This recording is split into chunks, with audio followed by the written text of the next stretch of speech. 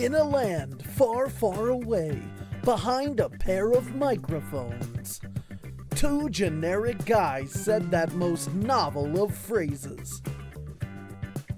We should start a podcast. And after months of postponing and rescheduling, they're finally ready to make it everyone's problem. The Dork Place presents Shit I Love with People I Like. New episode every Wednesday.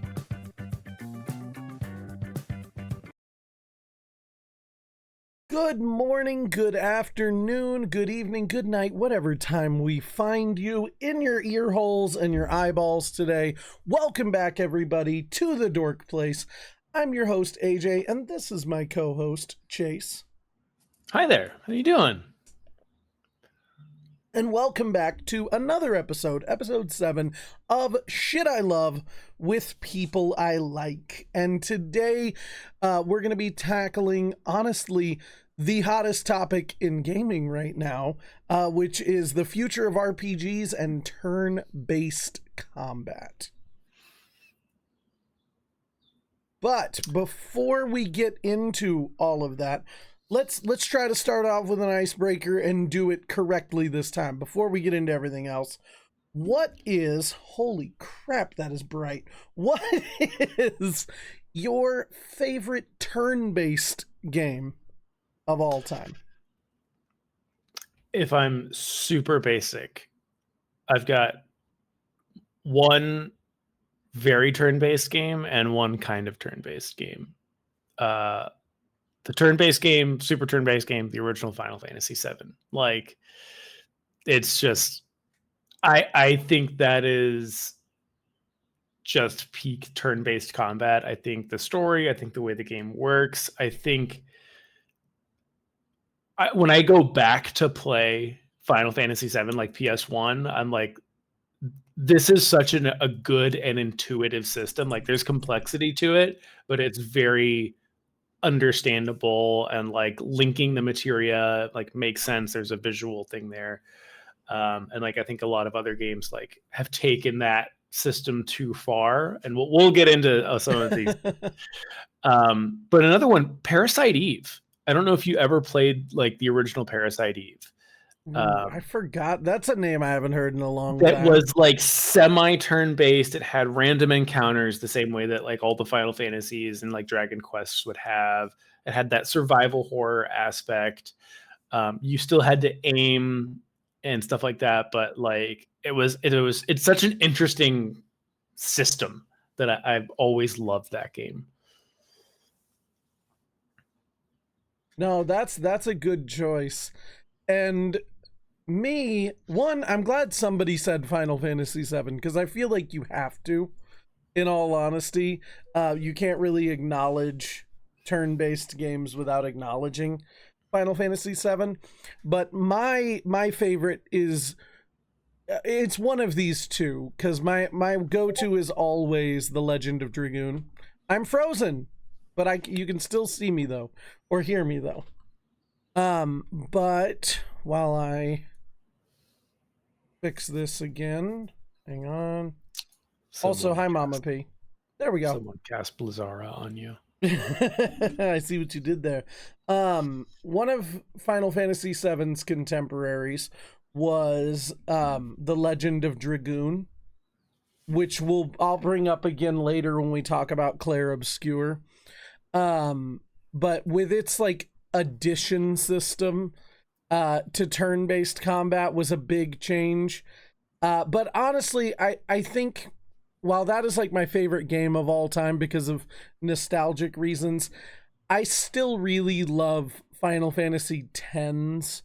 If we're specifically talking about like turn-based combat, I think 10 does it up until now probably the best for me, because it allowed for such flexibility and strategy without punishing you. Like the only complaint I have with Final Fantasy X's combat is that you have to, it's like old school Pokemon where you have to sub in a character for them to get experience. If you just had an XP share, that game would be perfect, because otherwise if you're leveling up, you just have to constantly be swapping in people. But the fact that you can swap characters and the game doesn't punish you for that is one of the things that I loved most about 10, because it gave you the ability to look, because it had the chart of whose turn was next in the corner.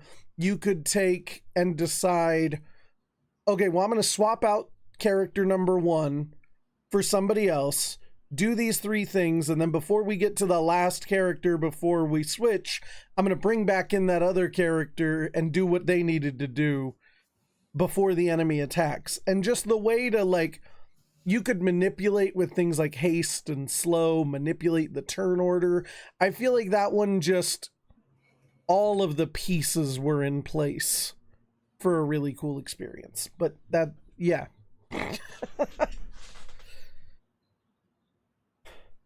It's been a minute since we've talked, and I got to get used to talking again. Oh no. But yeah, like it's interesting that stuff like Clair Obscur have come out, and then other games like Metaphor ReFantasio, obviously the Persona 3 remake and stuff like that. It's interesting because, like, even going back to something like Parasite Eve, like the turn-based random encounter video game was already shifting, like in 1996. Like the idea of you stumbled upon an enemy, select attack, spell, or item, and wait for it to play out. Like, it's been shifting, it's been changing. Like, that was, even when Final Fantasy VII came out, like, it was a stale system. Like, Legend of Mana was already, working with like more action art oriented stuff and things like that. So it's interesting to see where we've come now, because I haven't played Clair Obscur, and I know you've been playing a lot. But I want to play it because the thing about, I'm not even just going to say turn-based RPGs, just RPGs in general, is there's such a time investment for a single player game that I'm always like, oof. Do I have the time to play this? And like, I took the time to play Final Fantasy VII Remake. I need to play Rebirth, and I want to set aside time to play Clair Obscur, because the premise of it, the backstory of it, the visuals, how it plays. There's a parry system in a turn-based game. Like, it looks bonkers. And the best part is, speaking of like the commitment, the best part is that the main story is about 30 hours or so, which, when you compare it to other RPGs, when you compare it to the games we're gonna compare it to, is a blink of an eye comparatively. Yeah, I'm gonna say this as someone who's definitely put a lot of hours into a lot of video games. Like, 30 hours single player, I'm still like, ooh, that's more than a day. That's almost a day and a half for just, because it's like, oh yeah, just the main story. I'm like, yeah, I'm not just doing the main story. I will always, get sidetracked. Like, ooh, shiny. Of course. Shiny. Like that, and that's where you get to that 60-hour game, which, again, like, I want to be like, I mean, that's still less than 100. Like with Metaphor, you're not wrong. That happened to me with Final Fantasy 16, where I like oopsed my way into 100%ing that game. I want to play 16 because it's such a shift. Like, playing even, I'm just gonna, like, I don't even know where to put the new generation of Final Fantasy games. Like, does it start at 12? Does it start at 13? Like, 12 was like the fundamental shift, where it was like the random encounters happened on the world map. There was no more fading into it. I think it starts at 13 though. Okay. I like, let's talk about it for a second. I think it starts at 13 because 12 was still trying to play in the MMO space. Like, it's not an MMO, but It's the single player style 11 is the what it is. style of combat is, yeah, it's 11. Like, I think what happened is 10 is really it's the encapsulation of everything that came before it. 10 is like the cap for the first era of Final Fantasy. 12 is trying to be 11 and doesn't know what it wants to be. 13, the big reason that I point to 13 is because that's also when we get the creative shift and we get the original minds of Final Fantasy moving over, and we get Blue Dragon and Lost Odyssey at the same time. Like, we get Lost Odyssey at the same time as 13. And Lost Odyssey feels more like those traditional 7 through 10 Final Fantasies, whereas 13 moves us towards action-based combat and starts moving us toward, like, 13 is I want to go back. I'm going to go back and replay 13 soon. I have it bought. It's a good game. Because I want to give it a fresh look at now, because one thing you're going to see as we talk about this discussion is that I have always been carrying the standard for turn-based games. Just 100% love turn-based games. So, like, when 13 and Lost Odyssey came out at around the same time, I'm all in on Lost Odyssey. Didn't really care about 13. And it honestly took Final Fantasy VII Remake to get me back into Final Fantasy after 12. You didn't play 14 or 15? Okay, I've never played 14. I did play 15, and I really don't like riding in cars with boys. It's a fine movie, but I do not like that game. Oh my god. It's another one, maybe I'll replay it. The story, again, I'm a narrative person first, and the story makes no fucking sense in 15. It doesn't. Like, I would make the argument that none of the stories in Final Fantasy make sense. Okay, that's fair, but I can make more sense out of most of them. They at least have internal logic. When you have characters who, like, they don't even really know exactly who they are in 15, like... I will say that I think that Final Fantasy X for me was the first, like, the Final Fantasy creators have lost their goddamn minds as far as the story goes. And then it just, like, 12 is, like, kind of trying to get back to that Final Fantasy 9, Final Fantasy 7, like, pacing of story. And then 13 makes no fucking sense at all. What's a lassie? What's a fal'cy? Like, why is Clair a crystal? Is she dead? Yes, she's dead, but Snow still believes that there's, like, love to be had through this crystal. And Lightning is like, no, you have to let my sister go. By the way, there is a huge Final Fantasy sale. Oh shit, he disappeared again. What the fuck? But there is a huge Final Fantasy sale going on, at least on Steam right now. Like that, I picked up Final Fantasy 13 last time. And now I'm gonna pick up the DLCs for 13 as well, because I'm trying to get you back on screen, because I don't know why you disappeared when nothing's wrong on Video Ninja. Oh, this one's probably related to what took me out earlier. Let's do this.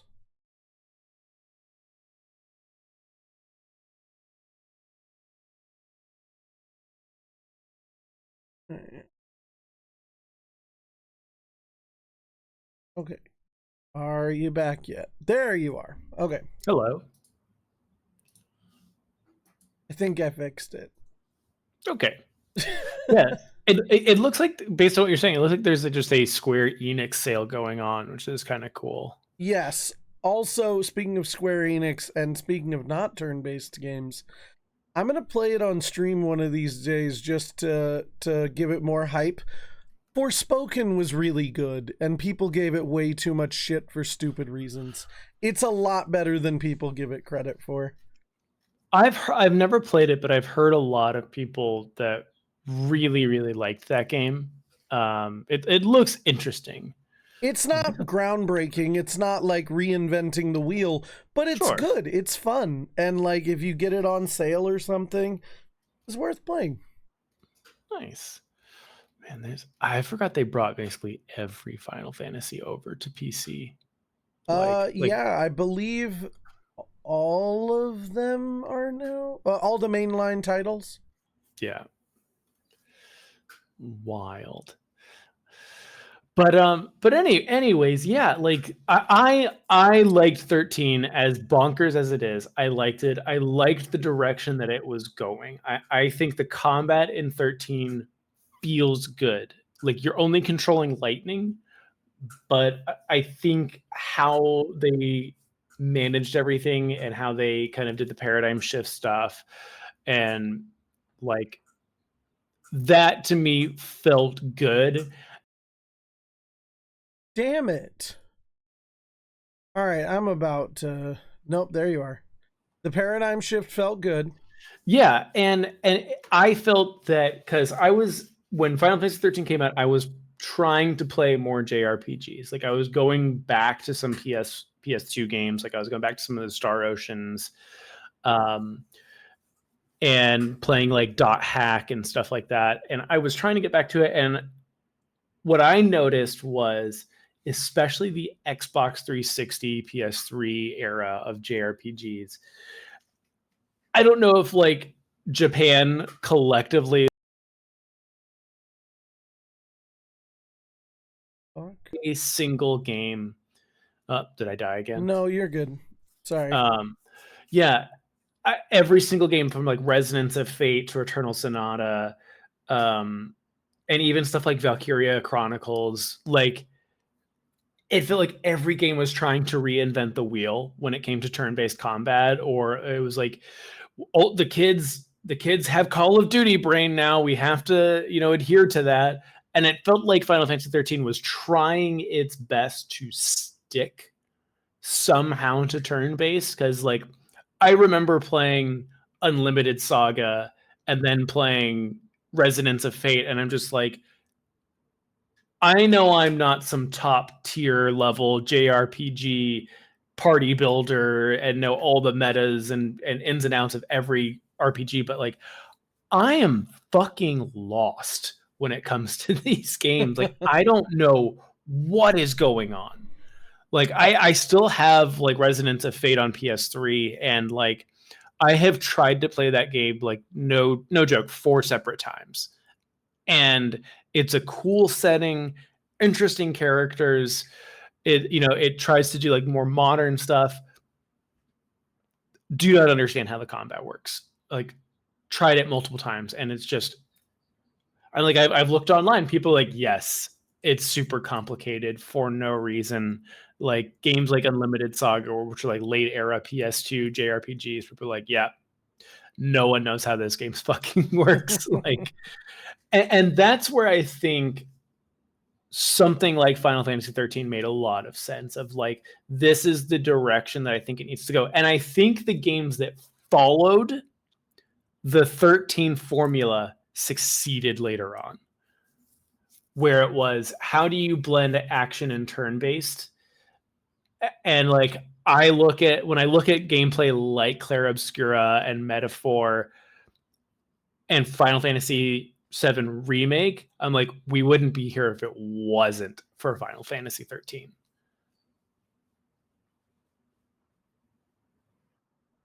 I see that. I think my problem is I've always seen Final Fantasy 13. I think you're right.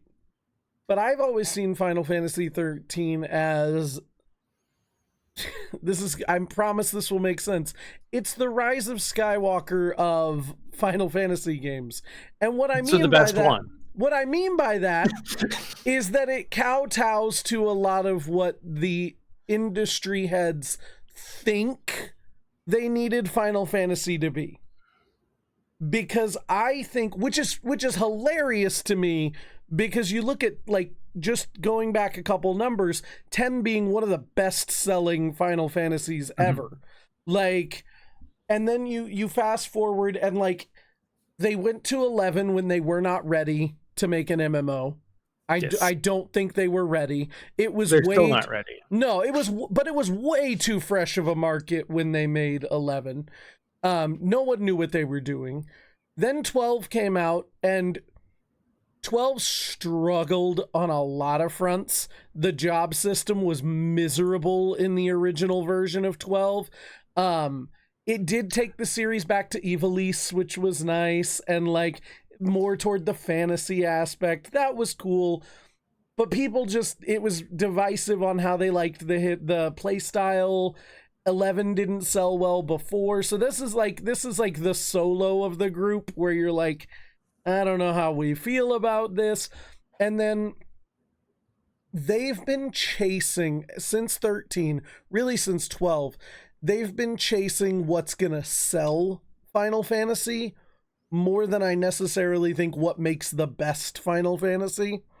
And so what I see when I look at 13 is also, like, you're right, we don't get, the places where they've succeeded. We also don't get Final Fantasy 16, which is, in my opinion, just Devil May Cry, like Square Enix's Devil May Cry.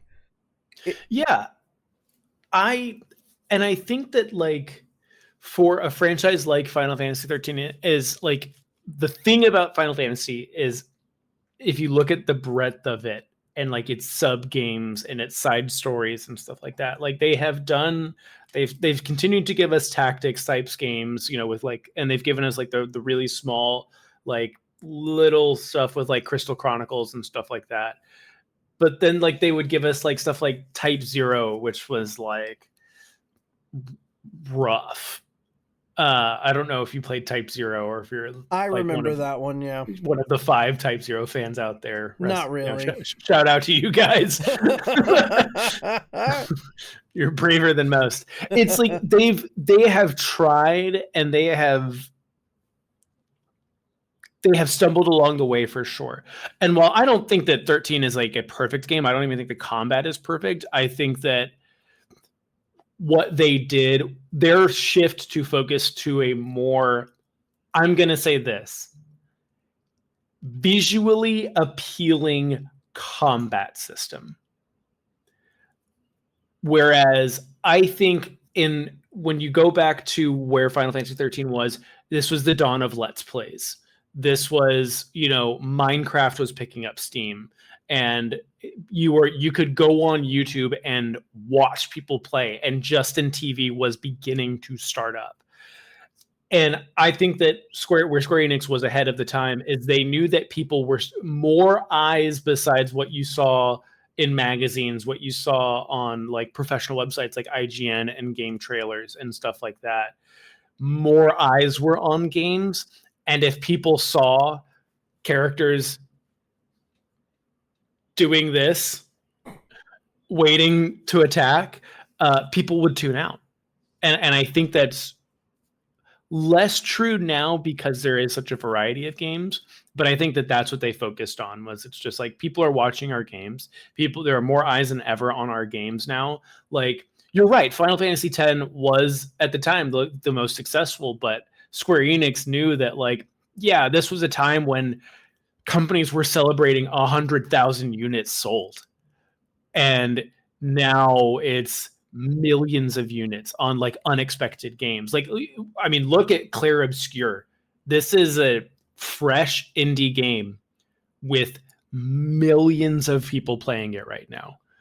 Like, Monster Hunter Wilds had 5 million people playing on day one. Like, this was a game that, like, Capcom threw a party because they broke 200,000 units sold on the second game. Like, this is where video games are. And I think that Square Enix, like, you're right, they have been chasing that dollar sign. But, like, I think that it's paid off for them, because every game has been doing really well recently. Like 14 continues to do well as an online game. 15 did well. Yes, it is boys riding in cars, the game. 16 did well. 7 remake and rebirth did far and above beyond what they expected. That's not entirely true. Look at the numbers for Rebirth. Rebirth, they've said Rebirth did not perform as well as they expected it to, and especially compared to Remake. And I think that part of that, like, I don't think it's the combat, because I actually think the combat in Rebirth might be the perfect RPG combat for like multi-party RPGs. We'll talk about that in a second.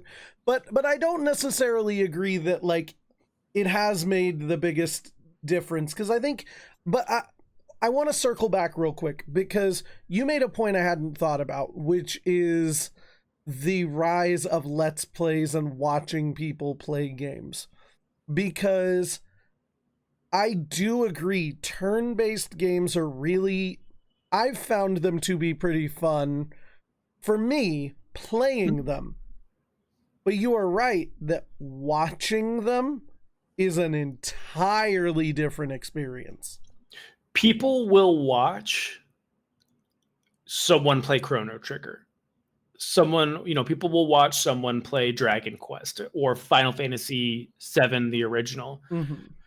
People don't want to watch Bravely Default. People don't want to watch Octopath.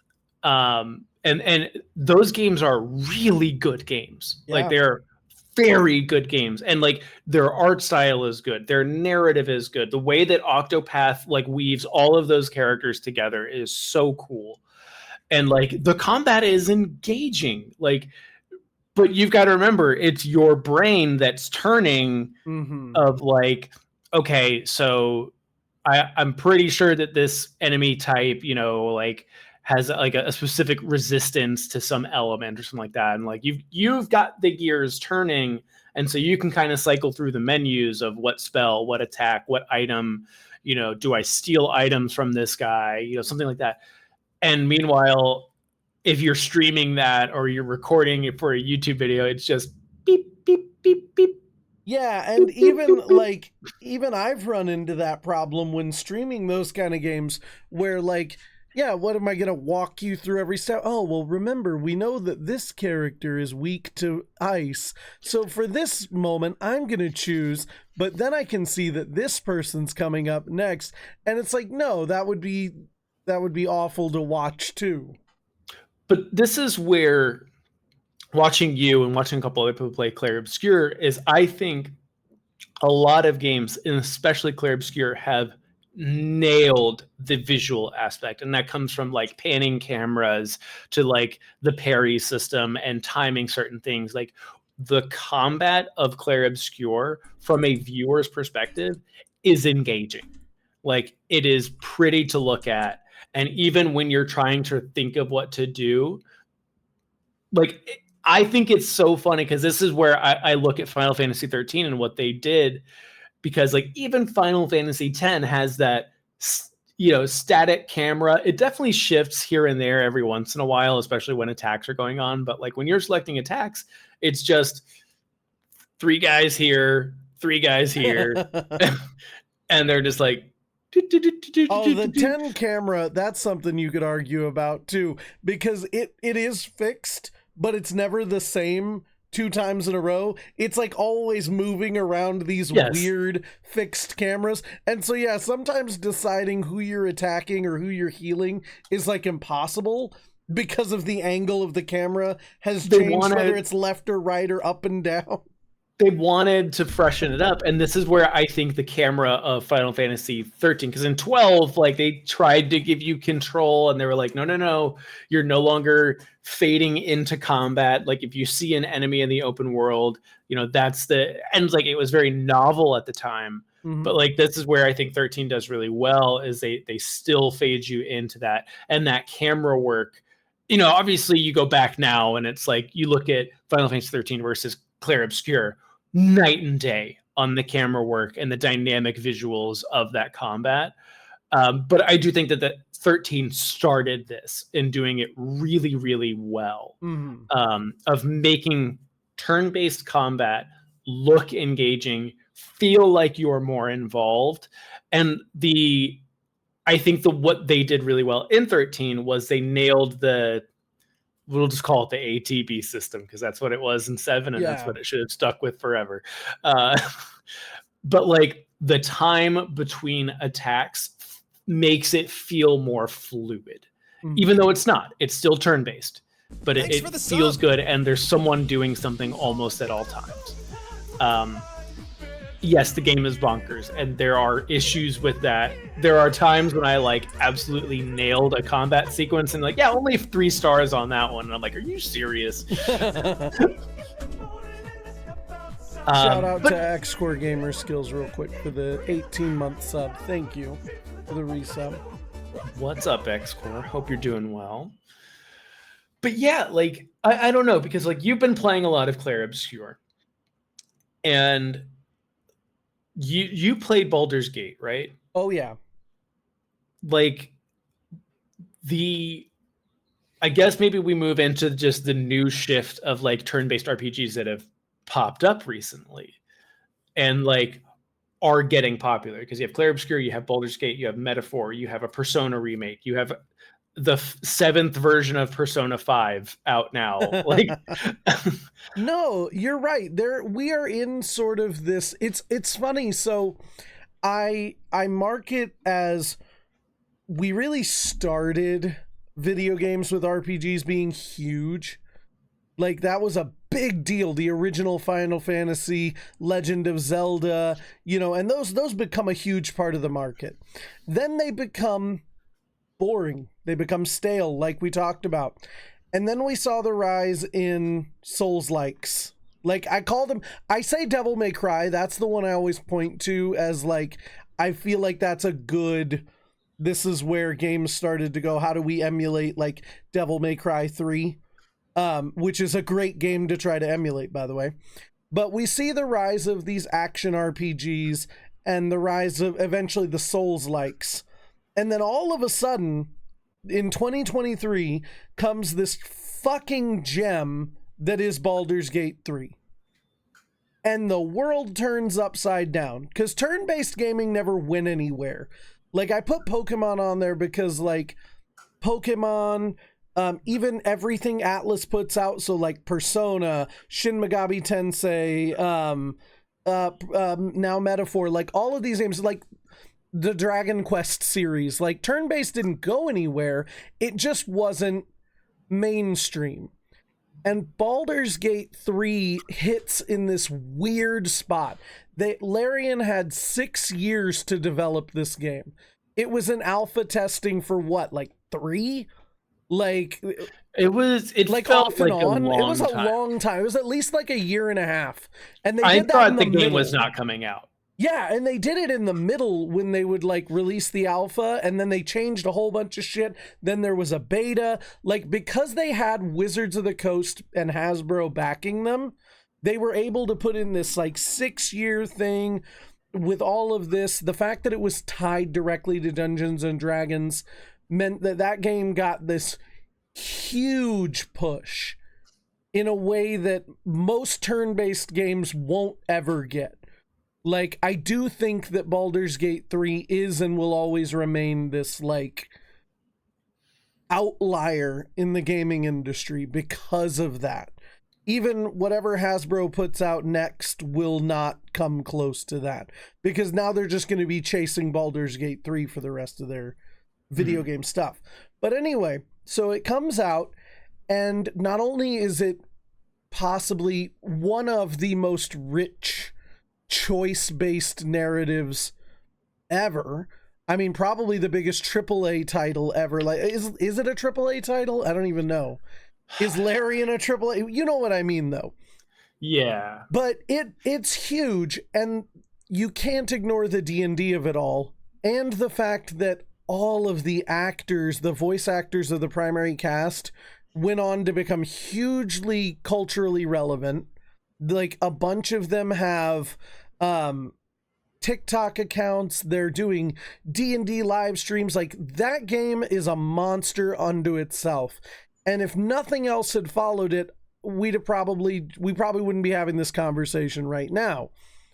But then Metaphor happened. And Metaphor ReFantasio is a traditional turn-based JRPG. Like, I love that game. Absolutely love it. It is, compared to Clair Obscur, it's boring. Like, the combat. Like, it did some cool things that Persona's been doing for a while, but I like Metaphor better than I like Persona, because I'm not in high school anymore. I love Persona, but the high school Persona's thing great. The high school thing is like, oh, I'm done with this drama. And it comes with weird, like, relationship things where I'm like, I don't want to put these high schoolers... You don't want to buff your characters by flirting with them at the grocery store before you go into this, like, demon dungeon? No. One of the things about Persona that I love is the insanity of everything you're doing. Like describing any Persona game to someone who does not play video games is like a trip and a half. It is I think it is one way to make sure that someone does not play a video game ever, is to describe Persona to someone. Like, they're fun, they're engaging, that like the mechanics are very deep. You can have a lot of really interesting things going on, but at the same time, it's a mess. Like, it is, and you're right, like something like Metaphor, which is far more grounded, but it has like that same style of like, it's just turn-based, RPG stuff. It is easier to bring someone in. And to be fair with Metaphor, all of it uses the same sort of social rankings and interactions that Persona is known for, but it does them in a way that, again, doesn't feel awkward because it's in the real world or because it's high school students. Like, because you put it in a fantasy environment, suddenly it like makes sense, and the audience can put it all together a little bit easier. You're no longer worrying about your homework assignments and like helping out Chie with like a math quiz and stuff like that, or the other way around. And it might still be, you might still be helping the neighbor get their cat out of a tree, but it just doesn't feel, like you said, it doesn't feel quite as doing my homework. Right. But Metaphor was also, it is an incredibly rich combat system, despite being turn-based and simple. The archetypes that it has, and it also, much like Baldur's Gate 3, has a really great narrative with it. Like, it has at least the first 2/3 of it. Like most JRPGs, the last act is kind of a wash, but it tackles some really deep things. And all of a sudden, with Metaphor, people were able to go, oh, like, this is really good. They're like, the story's solid, the mechanics work, and all of a sudden, people were like, what do you mean that was a solid contender for Game of the Year last year? Like, 2 years in a row, we had turn-based RPGs in the consideration for Game of the Year, and now, getting to Clair Obscur, here we are again with, honestly, like a better chance than Metaphor had. Yeah, I think, like, obviously, too early, but like looking at the landscape of games, even this year, like a lot of bangers have already come out. Like, I mean, Monster, a contender. You have stuff like Clair Obscur. You'll have Doom, the Dark Ages coming. But like, I think that this year, more than other years, will have very interesting contenders. And I think a lot of that comes to that like RPG thing, because that's the other thing that like we really haven't touched on is what makes an RPG these days? Like, Call of Duty is technically an RPG, right? Like, you level up, you do builds, you compare stats. Like, if we're talking like yeah, what makes an RPG is an amazing question, because if we're talking mechanics, like you just brought up, of character leveling, progression, skills, then Call of Duty is more of an RPG than Final Fantasy 16 was. Yeah. if that's your metric. It's so weird to me because so many games, like, here's what I think it is. I think we are using terminology from the 90s to classify games in the 2020s. I think that's the issue. I think that comes from the genres of games we talk about, like how we talk about video games, the mechanics, the storytelling. Like, I think the way we talk about stuff has not caught up with the reality of everything. Because no, if someone were to ask me what's a good RPG to play, I'm not recommending Black Ops 6. I'm sorry. Like, yes, it has a leveling system. Yes, it has, very detailed stats. Yes, you have perks are spells, guys. Get over it. Like, but it's one of those things that, like, no, like, if someone who's like, they grew up playing Chrono Trigger and Final Fantasy and Dragon Quest, they're looking for a new RPG, Call of Duty's not going to make them happy. But it fits so many of those things. It's an RPG.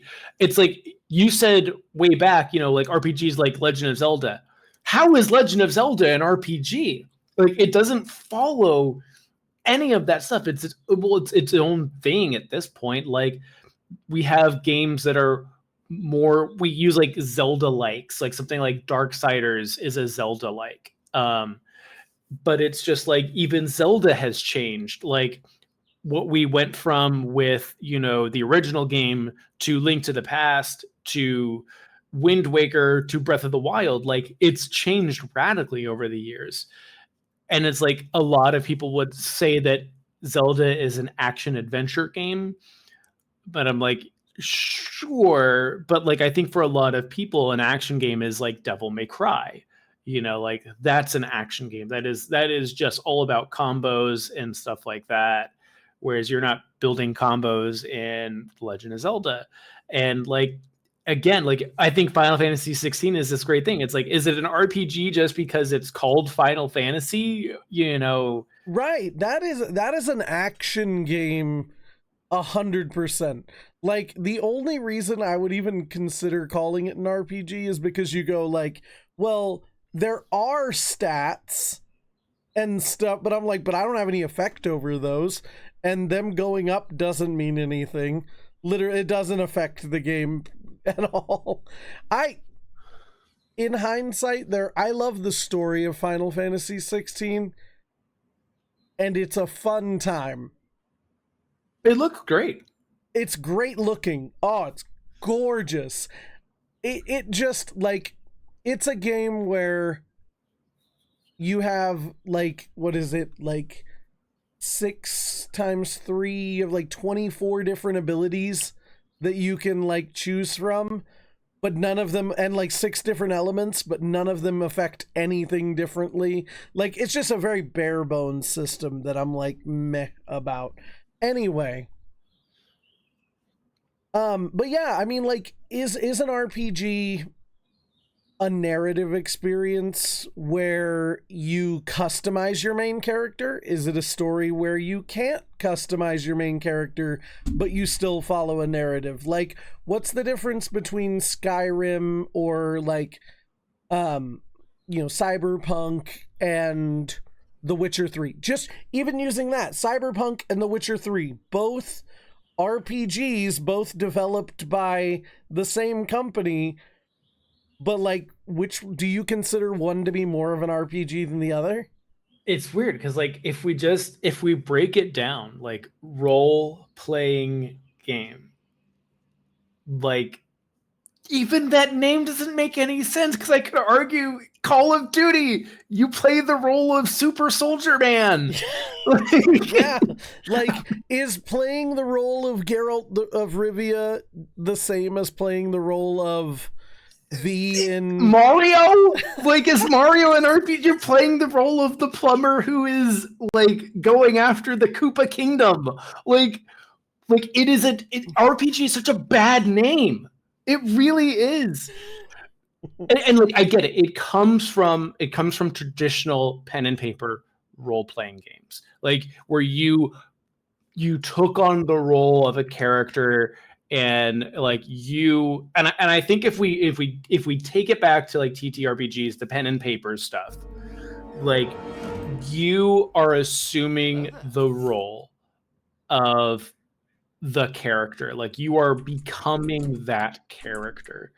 um like yes, I think we can kind of get it in there, and I think if you have the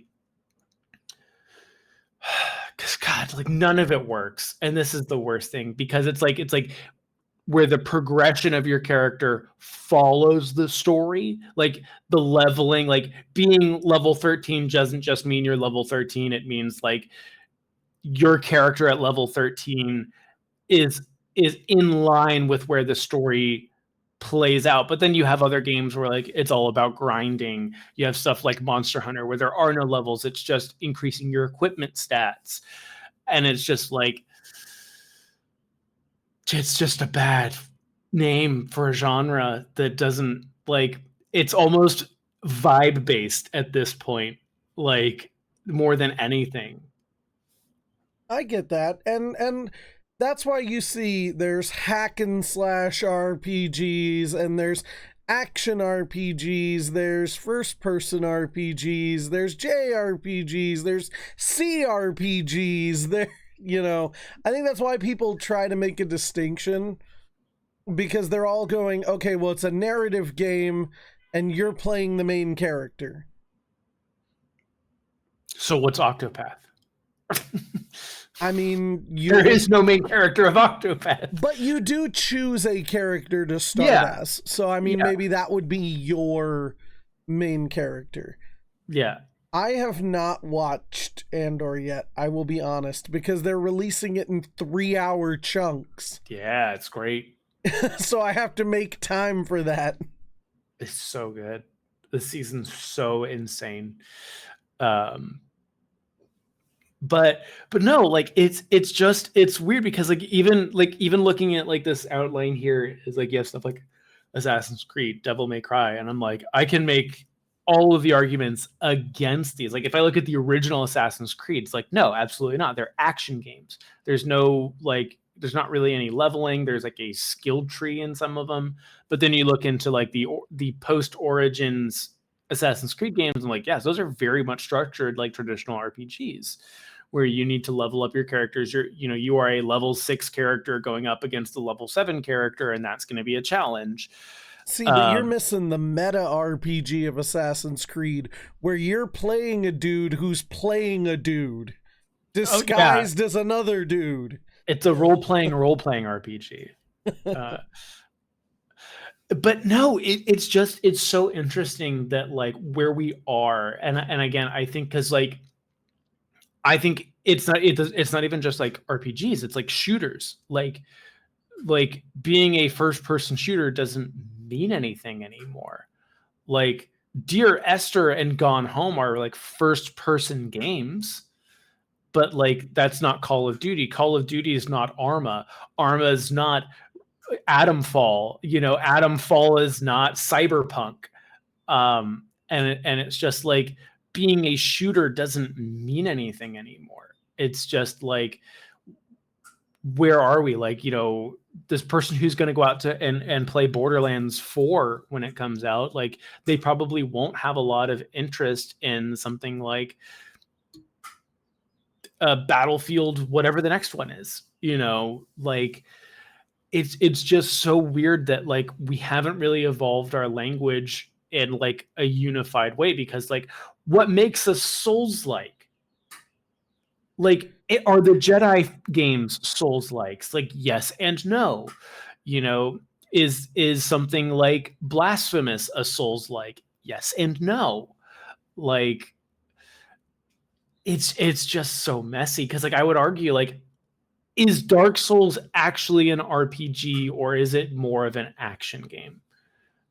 Like, because it's no longer about your character build, it's about your personal skill in the game. Like, it doesn't matter if you're level 3 trillion, like fighting Sif isn't going to go well if you're not good at the game. Right. Whereas like in you know, if I level up Cloud, Tifa, and Barret enough, Emerald Weapon's going down, baby. Like You're right. There is a like there is a skill cap to some of these things.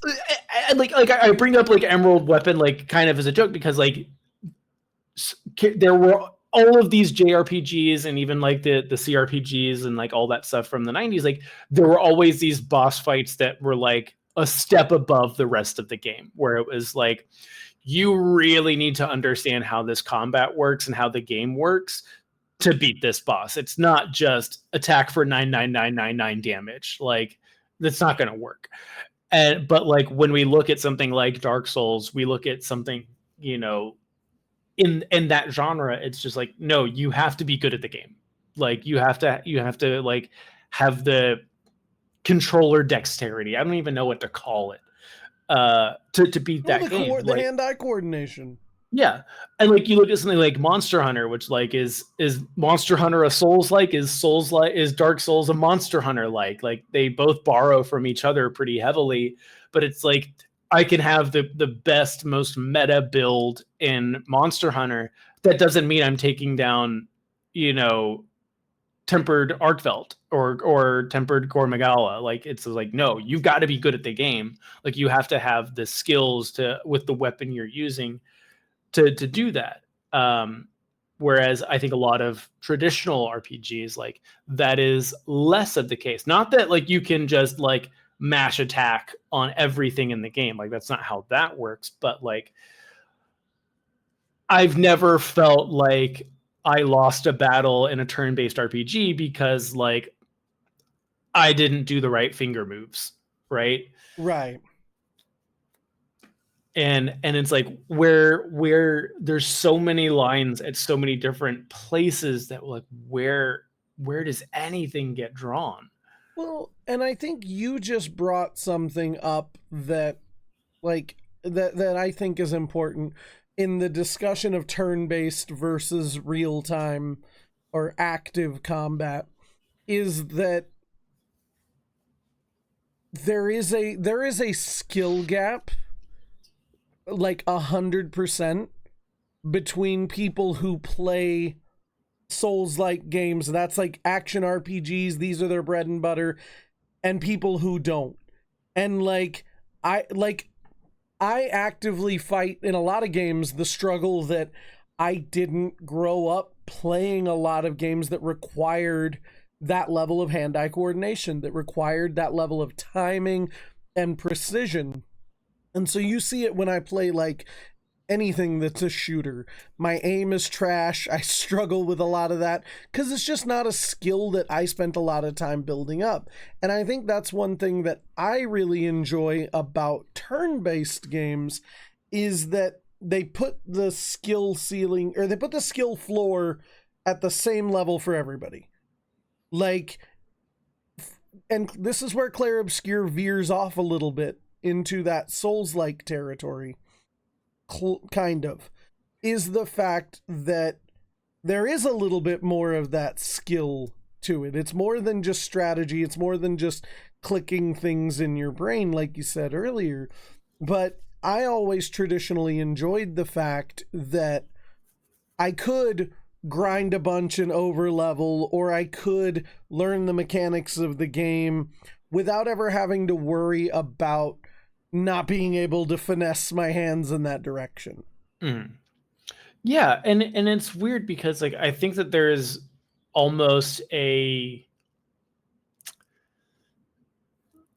think that some people view like turn-based as not requiring skill, but like I think that's not the case. I think it's just a different skill set. Like it is knowing when to attack, when to use abilities and spells, when to use items, when, you know, how to stock up, and I look at stuff like, you know, just going back to Final Fantasy VII, like Emerald and Ruby weapon, like as like you don't get to just brute force your way through those fights. You have to think about them. You have to like make sure that you have the right, you know, materia selected. You have to make sure you have the right summon selected.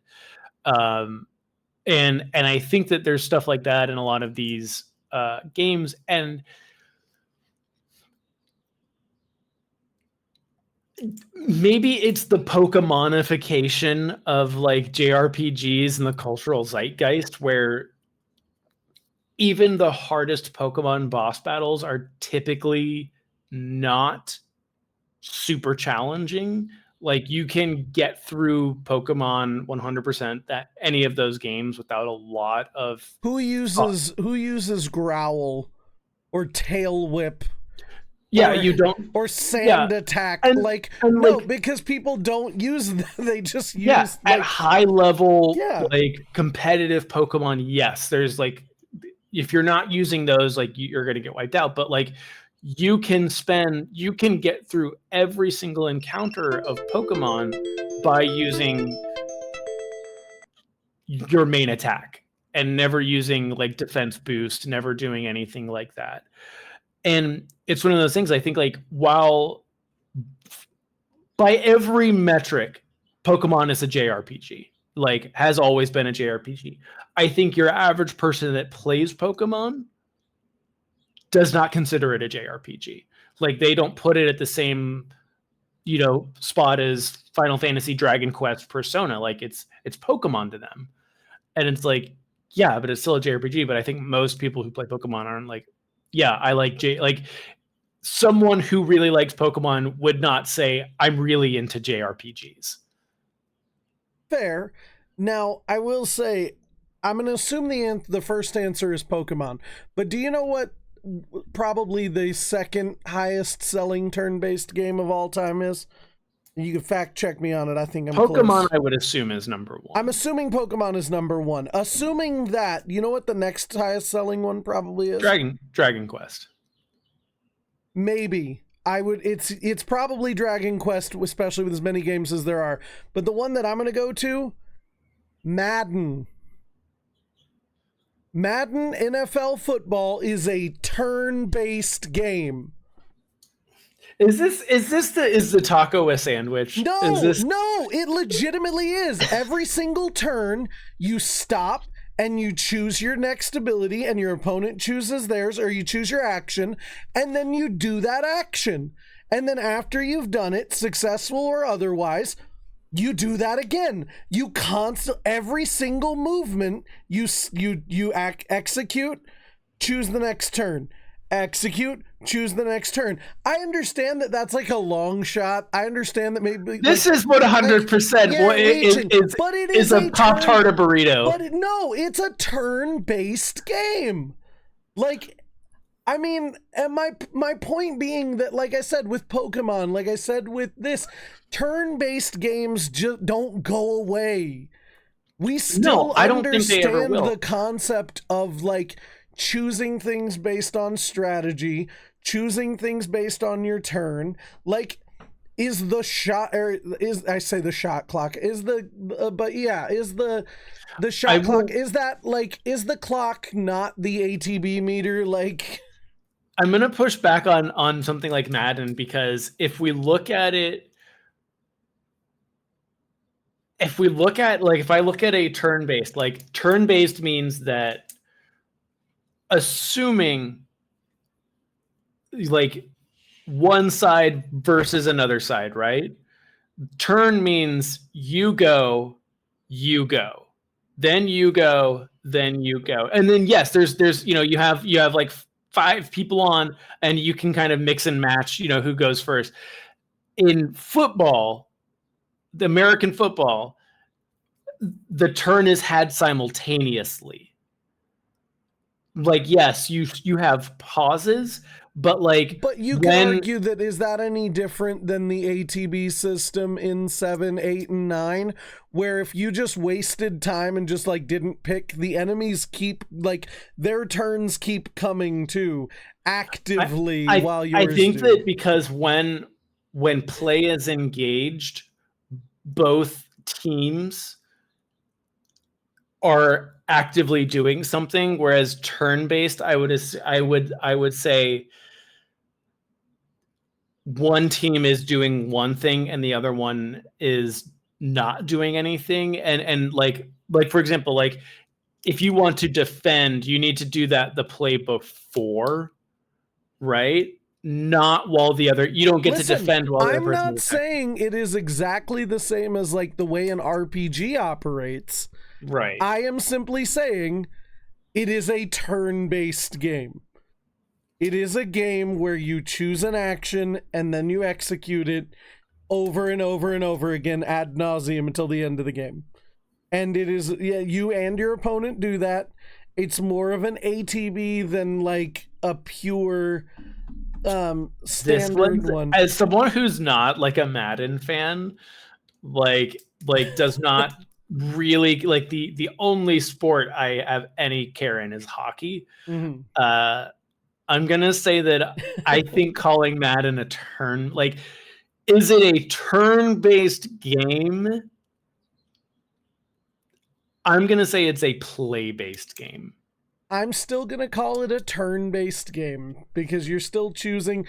You're going, oh, am I gonna run? Am I gonna melee attack, or am I gonna throw a pass? That's your spell. Like, again, I'm not saying it's a turn-based game like it's a Final Fantasy, but I'm also acknowledging. I think the more important thing to acknowledge here, and this is like the reality to acknowledge, is that turn-based does not mean exactly the same thing in the same way that RPG or action game or Souls-like do not mean the same.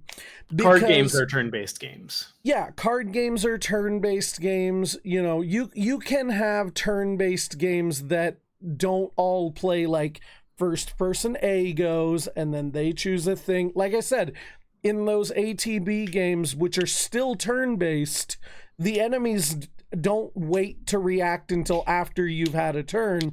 If you just don't take a turn, the enemies will continue to take their turn. That was one of the features of the active time battle. You disappeared, but hopefully you'll pop right back up again. Hopefully. You're still heard right now, but let's see, refresh that. See if that brings you back. Yep, there you are. But yeah, I just think that, yes, I'm being a little like facetious. I'm stretching the point, but the point is just that turn-based games, another thing I think people fail to realize is that there are a lot of independent turn-based games. Like a lot of games that are not mainstream AAA titles are still playing different variations of turn-based gaming. Yeah, I think if you look at like one of the things that I think has been interesting over the years is turn-based has taken so many turns, if you will. Like if we go back to like, I'm gonna say Final Fantasy to Chrono Trigger era turn-based games. Like, it is simply a menu at the bottom third of that, and you are simply selecting to do attacks and spells and stuff like that. And then we get into like the PS1 era where you start to get a little bit more experimentation. You get your Parasite Eves, you get your Legend of Manas, you get your Star Oceans and stuff like that, where they're taking that turn-based aspect, kind of flipping it on its head, adding a... Oh, damn it. Why do I don't know. I'm gonna come up with a different solution. God damn it. You're back. Yeah, maybe we do like a Discord call and just stream that. That might work. Yeah. I think that's what we'll do. But then like what I was saying is like going into, I'm just gonna say like the Xbox era of gaming, right? When we look at something like Knights of the Old Republic, that is a turn-based game, but it's so fast and you are queuing attacks, it doesn't feel turn-based. And I think this really comes into the rise of the MMO, that was like, how do we use turn-based, dice-based systems where we can use random numbers to get attacks and make it so it fits in an online component like EverQuest, like World of Warcraft? How do we make that work? And that obviously translated into Knights of the Old Republic, Final Fantasy 12, stuff like that. And I think it's interesting because like we haven't really talked about MMOs at all, and how like I'd say just about every MMO is still turn-based. Like Final Fantasy 14 is turn-based, World of Warcraft is turn-based. I think where it I will say this, where it becomes less, because this is where I start to question the use of turn-based, because if I'm remembering the way most of these run, do you mean turn-based like you're waiting for your abilities to refresh? Because that doesn't feel like turn-based. No, turn-based. Like if we look at the if we look at the mechanics of something like Knights of the Old Republic, which is essentially a single-player MMO, you don't have the traditional good guys one side, bad guys the other side. It's you can position yourself and do lots of other things. You have that Final Fantasy VII ATB style meter filling up behind the scenes. And that like when you use an attack, it will refresh that attack within a certain time, and then something like a power attack will take longer to engage. And this is where we get into like the cooldown aspect of turn-based, which I feel like where we're at is we're talking about the evolution from, I think the MMO is the step between turn-based and dynamic and real time. Yeah. Like, because when I'm thinking of MMOs, I'm thinking of a lot of cooldowns and ability timers, but I'm also thinking like I'm still running around. Like in KOTOR, I don't know why I still run around and spam the attack button. I don't need to. He's just going to keep swinging away until I stop. But my brain is telling me, push the attack button. I would say that, like, when you do not have full agency over your character's actions, like a Devil May Cry, like a Final Fantasy 16 or 15, where like when I press square, something will happen. Like pressing square swings the sword, shoots the gun, throws the fireball. Pressing triangle does something different. It swings the sword harder. Okay, right? So this is where you're kind of drawing your delineation. How much agency do you have over what your character is doing? Or when I press a button, is there an immediate reaction? So like if I press square, and square is the swing sword button, shoot gun button, throw fireball button, and every time, like, and obviously, hey, maybe there is a cooldown on the fireball, but there's not a cooldown on the light attack. You can use the light attack, like when maybe you run out of stamina, right? And you can't do that. Like if I look at Skyrim and I click the mouse, the sword is swung, right? Mm-hmm. If in Final Fantasy 15, if I hit square and I have Noctis's, Gladius sword, right, selected, and I hit square, Noctis swings the sword. Whereas in KOTOR, if I press X, it tells the game that I want to do an attack, and I had to select. But then I have to go over and select a different I have to ability. select that I wanted to do the basic attack, or I selected that I wanted to do force push, or I wanted to do the heavy power attack.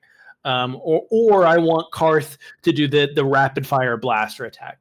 I don't have full agency. I have to tell the game what I want to do.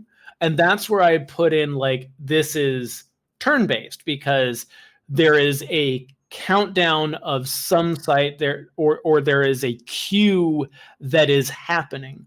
And like, yes, when we look at Final Fantasy 6 or Final Fantasy 3, depending on where you live in the world, right?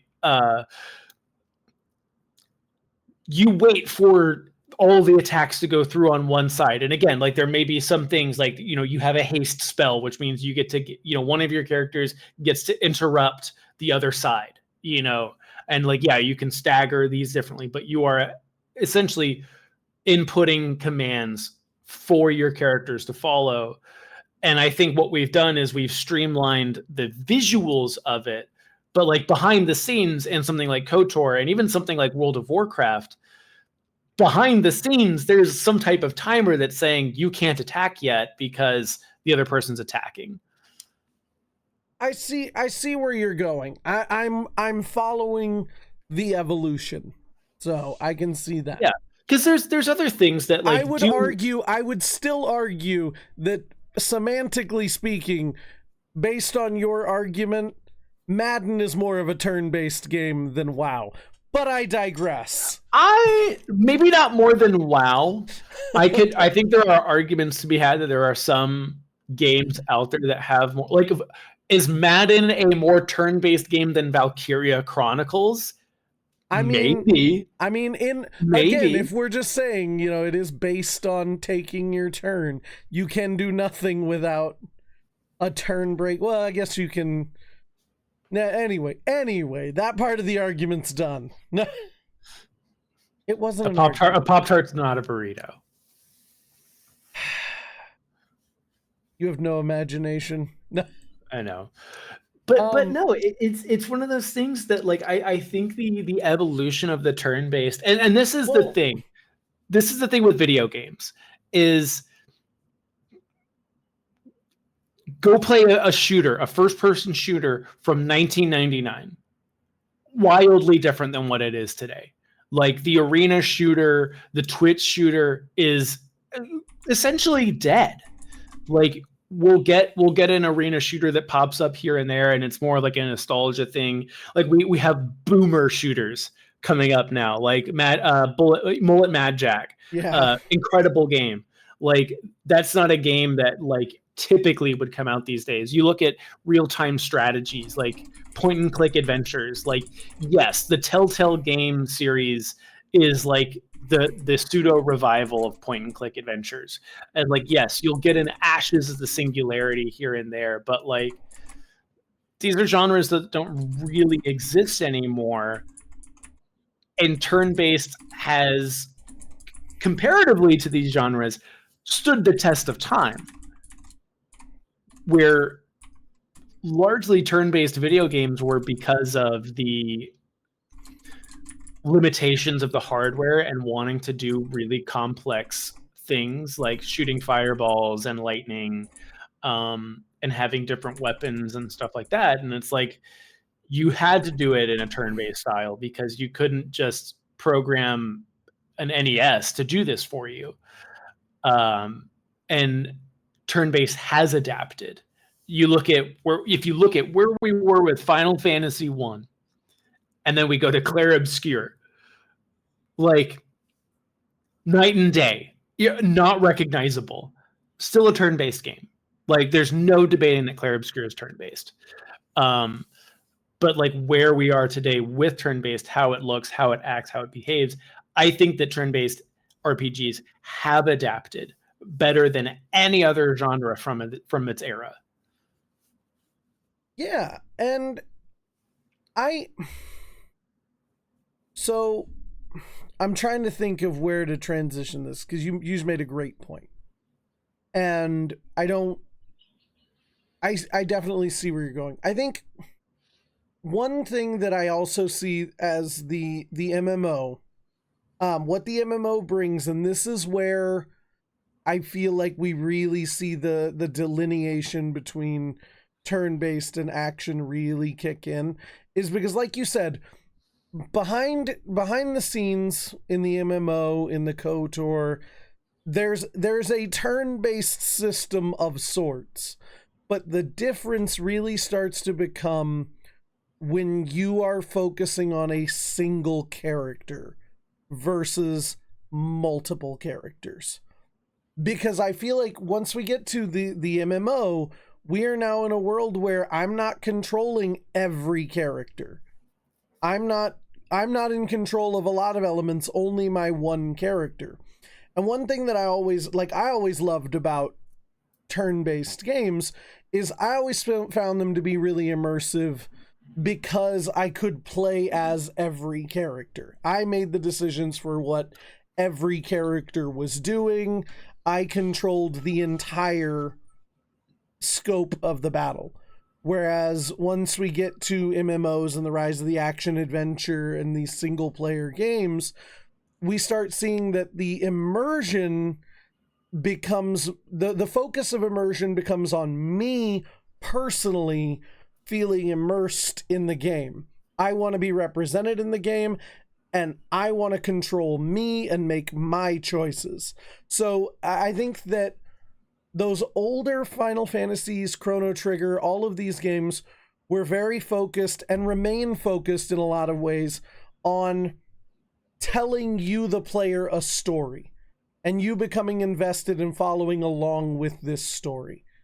Whereas once we get to the MMO era, once we get to a lot of these, now it becomes the focus is on your character, whether that's a self-insert or a main protagonist. You are now the focus of the story. And I guess we could argue that everything is turn-based once we start saying that like cooldowns are turn-based. But I think where the real delineation lines up with kind of with what you're saying too is that focus on experiencing the narrative and being immersed in the world and all of the characters versus being immersed in your character and the way that you interact with the world. Yeah, like it's weird because like there are examples like even from like the Super Nintendo age where you were only focusing on one character but it was still turn-based. Like it wasn't a party system, it was you were one person doing that. Like some of the Fantasy Stars did that where it was just like you're just one person. And it's weird because the line has become so blurred with turn-based and has been blurring, I would argue, since the Super Nintendo with Legend of Mana. And it's like, yeah, you could argue that Parasite Eve is not turn-based, but it kind of is. And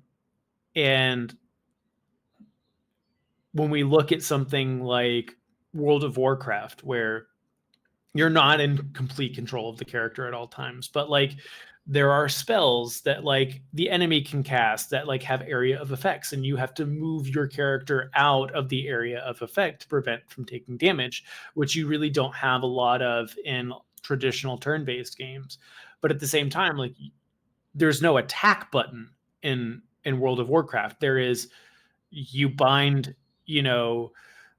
swinging sword, to 1 on your keyboard, and that allows the character to perform that action, but it's not like I can't go around swinging my sword in World of Warcraft. Like that's not how the game works. I want to point out that X-Core Gamer Skills gave a really good example here.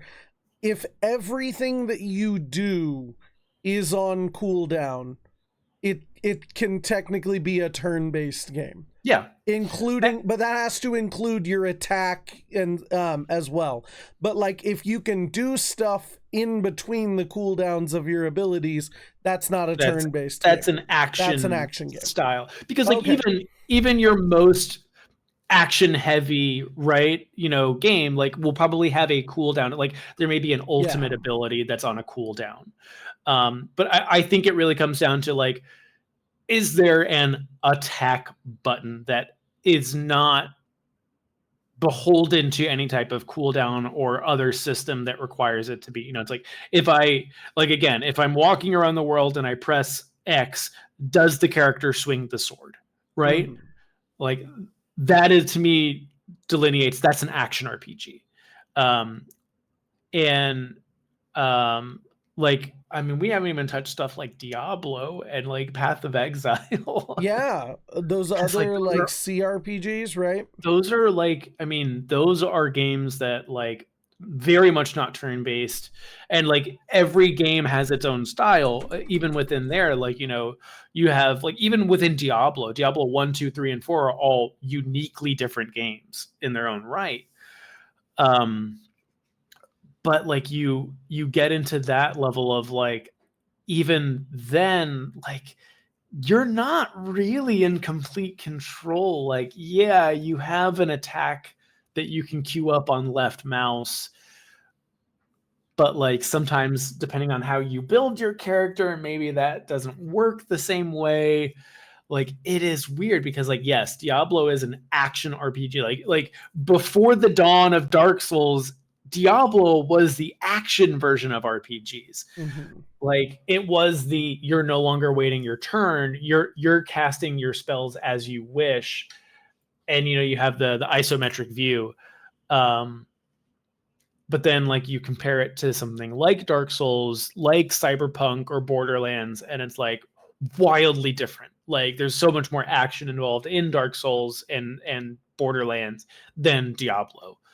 um and it's just like, it's just one of those things. Like, again, we're just using archaic terminology to kind of define everything.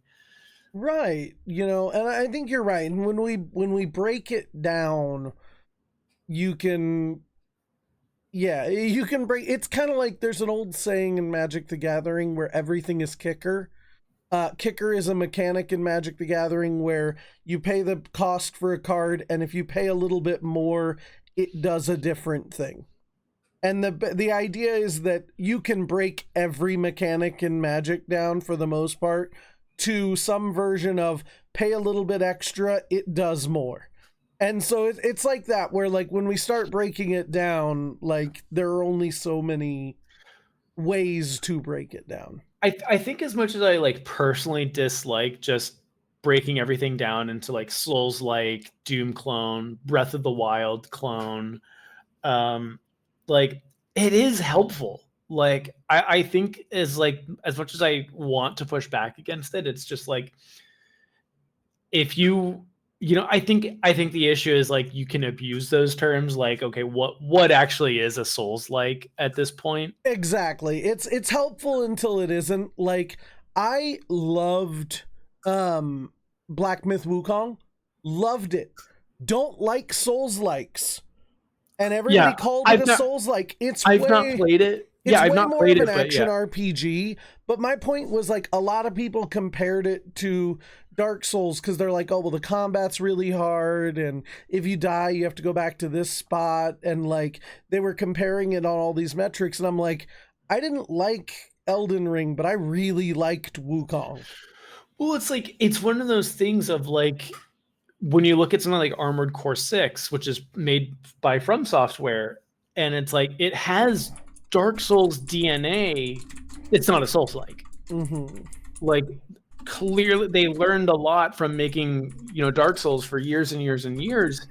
And like, you can tell in Armored Core, you know, going from Armored Core 5 to Armored Core 6, like the huge gap that was there.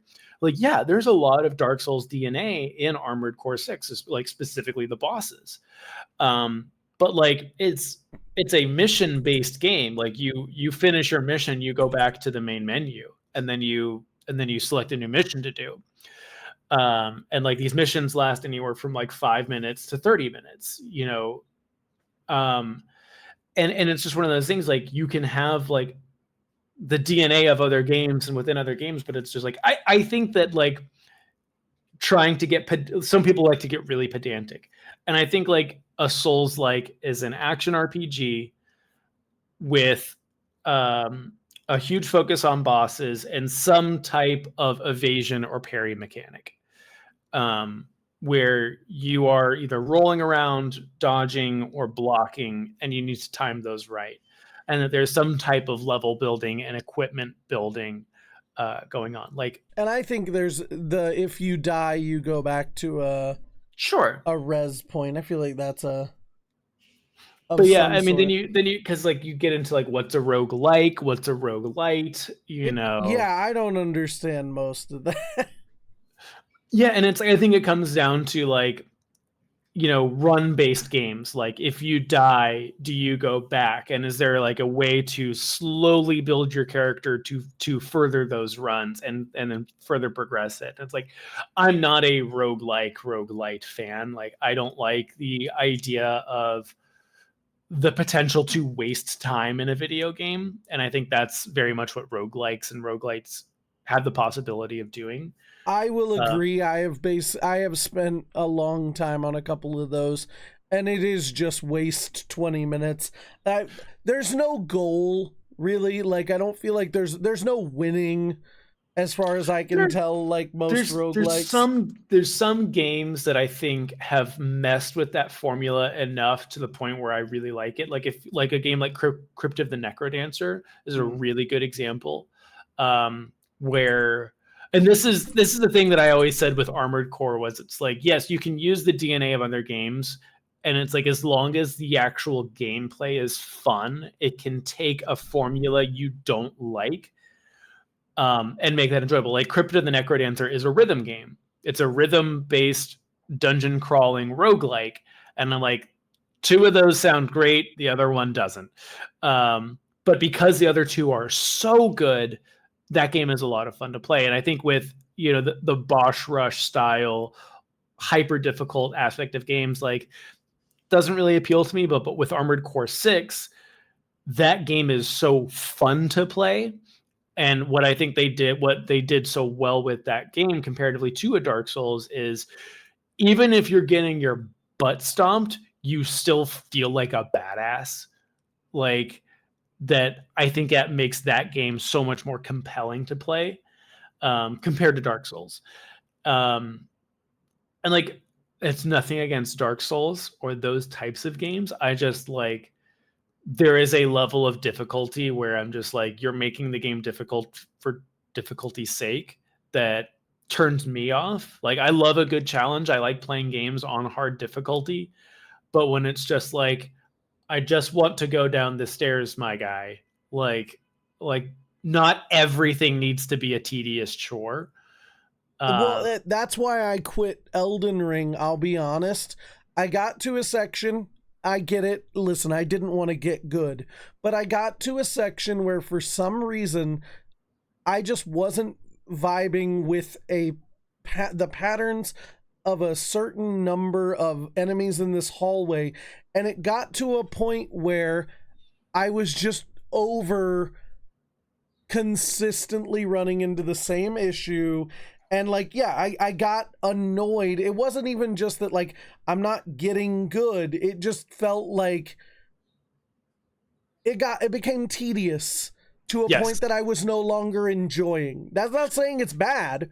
I just wasn't enjoying it. there is I know that a lot of people this is what Dark Souls like gets hung up on is like I genuinely enjoyed Bloodborne. Like I think it's a very good game, but there comes a point where it's just like, yeah, of course I know how to beat generic mob guy, and I know I also know how to deal with like 7 of generic mob guy, but it's just like when it gets to the point when going through a hallway, going up some stairs, just walking through a certain part of a field, and it's just like, here we go again. I really just want to get to this one part that like is really causing me trouble. And then all of a sudden it's like, oh yeah, the jank of Dark Souls like caused me to put my left foot on the wrong step and then I fell 2 feet and now 13 skeletons have just like crushed me. And I'm just like, this isn't fun. This is tedious. This is like there's an element of friction that is good for games, but when when every aspect of the game has friction, there is an element of fun that I think is taken out. And that is obviously all personal preference. Like there's some Yeah, people that like yeah. Dark Souls is everything that they have wanted.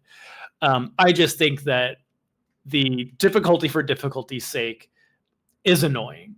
And like making walking down a hallway with mobs like a challenge does not appeal to me. Like I want to be challenged by that traditional video game structure of like the mobs are the mobs, the bosses are the bosses, and then there's a mini boss in there. I think that might be why I enjoyed Wukong more than I enjoyed Elden Ring, just to compare those two, because so I'm not against boss fights that are really hard. Yeah, I love them. Because it's a puzzle. You have to figure out the puzzle.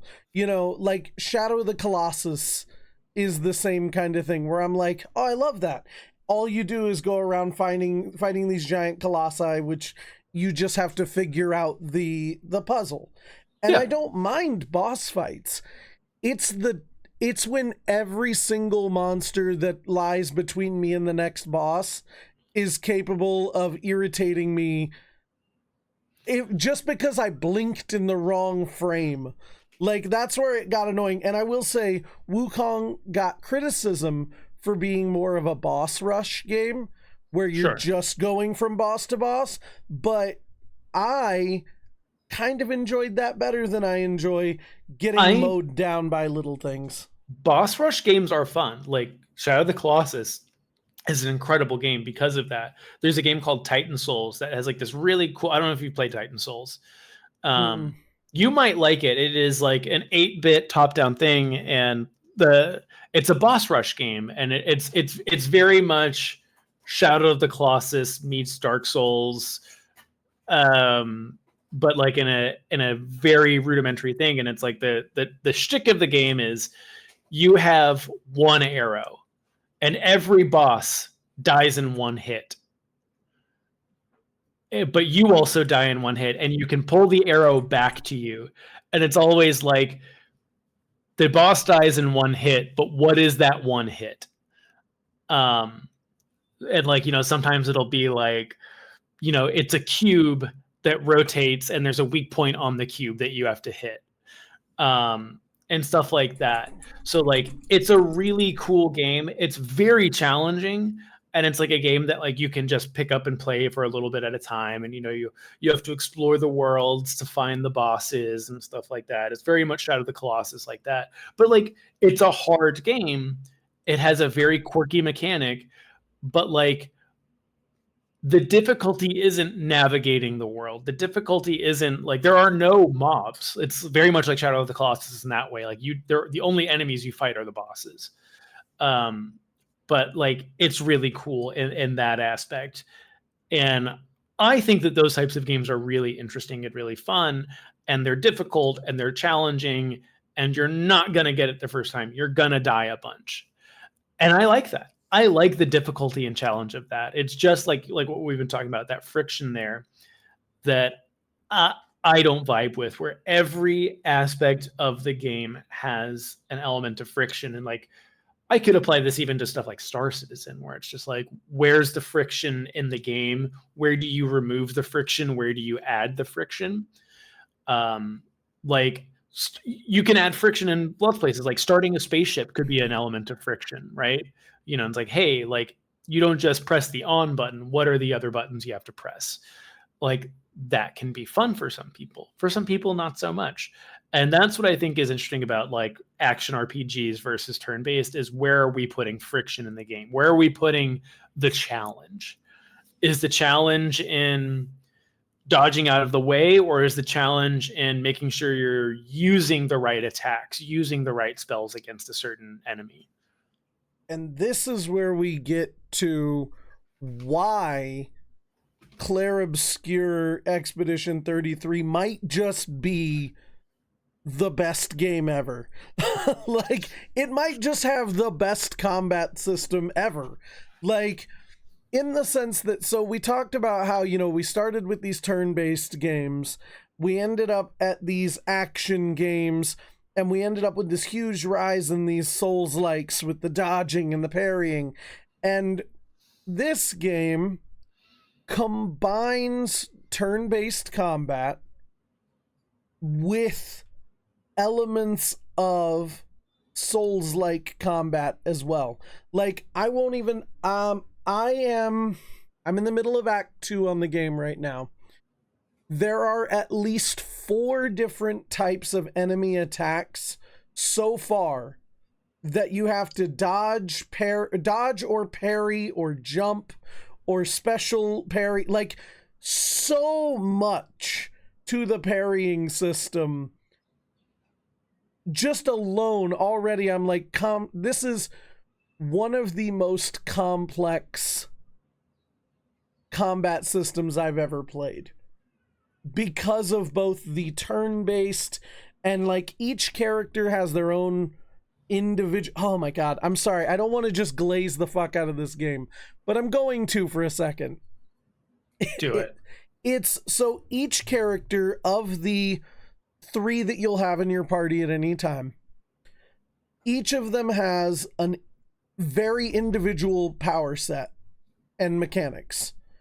They all have their own ways to interact. One has stances that she goes between, that change your, that like up your attack or double your attack, but also double the damage you're taking, and all sorts of stuff like that. Then there's one who does elemental magic, and she does things with like stains of different elements of magic she's used. Then there's another one that has like a rating system based on how much damage he's dealt versus how much he's taken, and like all sorts of different things like that. And because the combat is structured in such a way that you can dodge or parry everything, theoretically you could solo run the game with one character. If that were a challenge that you really felt you wanted to do, like you could do no-hit challenges for this game, like a no-hit run at all, a parry only run, or a dodge only run. You could have 1 or even 2 characters for your entire run, like, and it just works. And the one thing I'll say about dodging versus parrying, while there are multiple types of dodges that you have to learn, like there's a jump and there's a special counter, there's dodge, and then the timing of perfect dodge is a really slim window. Perfect dodge is the same as parry, and if you parry all of the attacks in an enemy's combo, you'll counterattack. So there is a more accessible version of it, in the sense that dodging has a little bit more freedom to how you can avoid damage. Parrying has a super specific window. And that is timed the same as the perfect dodge. But if you are willing to rise to that challenge, then you get the counterattacks, which do more damage. Aren't necessary, but they work. I know that this is, because I haven't played either game, what you're describing sounds like the creativity and freedom of something like Undertale. Sort of. Where you have the options to do so many different things within a turn. And obviously Undertale works wildly different than something like Clair Obscur does. But kind of that, like, taking the formula of attack, spell, item, block, defend, and then waiting for the enemy to do their thing, and then kind of turning that on its head. And it's like, how much agency do we give you, between these attacks, these turns, and what do we do? Like, if an enemy, it sounds like if an enemy is attacking you in Clair Obscur, you have the opportunity to not only counter them, but combo counter them to initiate your counter attack. Whereas like something like Undertale has the ability to do like a whole pacifist run. Mm-hmm. And like just based on like how you maneuver your little heart in the little square and like the creative ways they did that. And the reason I'm bringing this up isn't because I think that those two are the same, is because I don't know how much you know about Clair Obscur's background, but like the reason it's called Expedition 33 is not by accident. In the same way that Undertale is very much like expression of video games, like at its finest. Do you know why it's called Expedition 33? Are you saying like the meta, the outside reason why it was called that? Yes. No, I don't. Expedition Clair Obscur is made by 33 X AAA. Well, X AAA. Oh, okay. Not just Ubisoft. It's a wide range. and it was 33 people that worked on the game. Oh, okay. That came from larger studios, and this was the game that they. It's not fair to say this is the game that they wanted to make. This is a game that they collectively came together and said this would be a fun idea. And that they had all of the creative liberties and freedoms allotted to them that they didn't have when working at Ubisoft, EA, Activision, Square, all of those companies. And Undertale, in the same way, is someone who was not beholden to investor meetings and stuff like a AAA game. And we've talked about it on the show. I'm not against AAA gaming. I think that AAA gaming allows for boundary pushing things at times, like Breath of the Wild is a AAA game that really pushed the boundaries of video games. I think, you look at something like Call of Duty, like that has always been a AAA game and really pushed a genre forward. And so I'm not against it, but obviously there's corporate meddling that goes on, and something like Clair Obscur having the creative freedom and just watching people play, I'm like, this game looks unlike any other game out there. Like the environments, the menus, how the combat seems to work, how everything around you works. Like the characters look unique. Like nothing feels or looks like Clair Obscur. And I think this is interesting. And I think that this is when we kind of cycle back to the original talking point at the beginning of the episode was Final Fantasy 13 was 100% meant to, appease the corporate shareholders of like, look, this is a more exciting game. We're no longer the game that is stand there and wait your turn and press the attack button and then your character does something. Like, we're doing this, we're making it more exciting. Then comes 14 with the MMOs, the rise of MMOs being bigger and bigger and bigger. Then 15 and 16 becoming more action heavy. You have even Atlas in some ways has just been like, yeah, just keep making Persona. Like, that's it. Like, just to make Persona. Metaphor, it's just Persona with a fresh skin on it. And like, yeah, that is kind of how AAA spaces work. And it doesn't mean that these are bad games. And this also comes back to what we're talking about of like, is Baldur's Gate a AAA game or not? Like, kind of, it is, sort of, but also it's not. And yeah, when we look at something like Clair Obscur, like this is, for all intents and purposes, an indie game.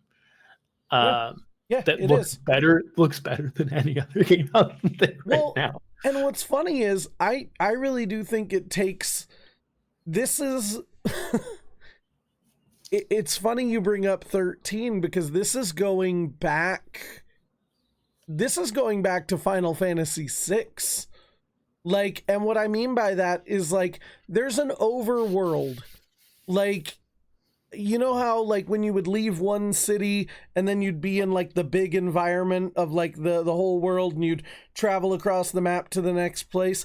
It's cleverly disguised, but anytime that you can mount SKA or anytime that you're like wandering in the big world and you can actually go to the map and stuff, that's just a really clever overworld like the old Final Fantasy games and stuff had. And like, even, I will say this, I glaze the combat for this game, for Clair Obscur, but it does get to be kind of rote. I've got a system down now. I'll be honest, a lot of people will tell you, you will die. A lot. Like a Souls game, you're going to die learning enemy timings and stuff. Now, I like rhythm games and stuff, so I'm pretty good at this combat because I'm really good at dodging. Not so great at parrying, though. See? So you still have to take some concessions. If I was trying to parry more, I would definitely die a lot more. But my point was there's a system to it. I know, especially once you start fighting the same enemies in an area, I know their rhythm, just like a Souls game. I know what I'm watching for. I know what attacks to hit them with and what sequence. But it has not yet reached a point where it's not fun still. Even though I already know what I'm walking into every time. because the agency of like the margin for error is mine with like parrying and dodging. I think just that adds something to turn-based gaming. Yeah, That agency, sorry. The thing about something like Clair Obscur, when we look at games like that, when we look at Final Fantasy 15, we look at Final Fantasy 7 Remake and Rebirth as like the future of turn-based. And I think what is so great about, and I'm like, I have Clair Obscur installed. I just haven't started it yet because like seeing it, I was like, this is very intriguing, and the concept of the game is very interesting to me.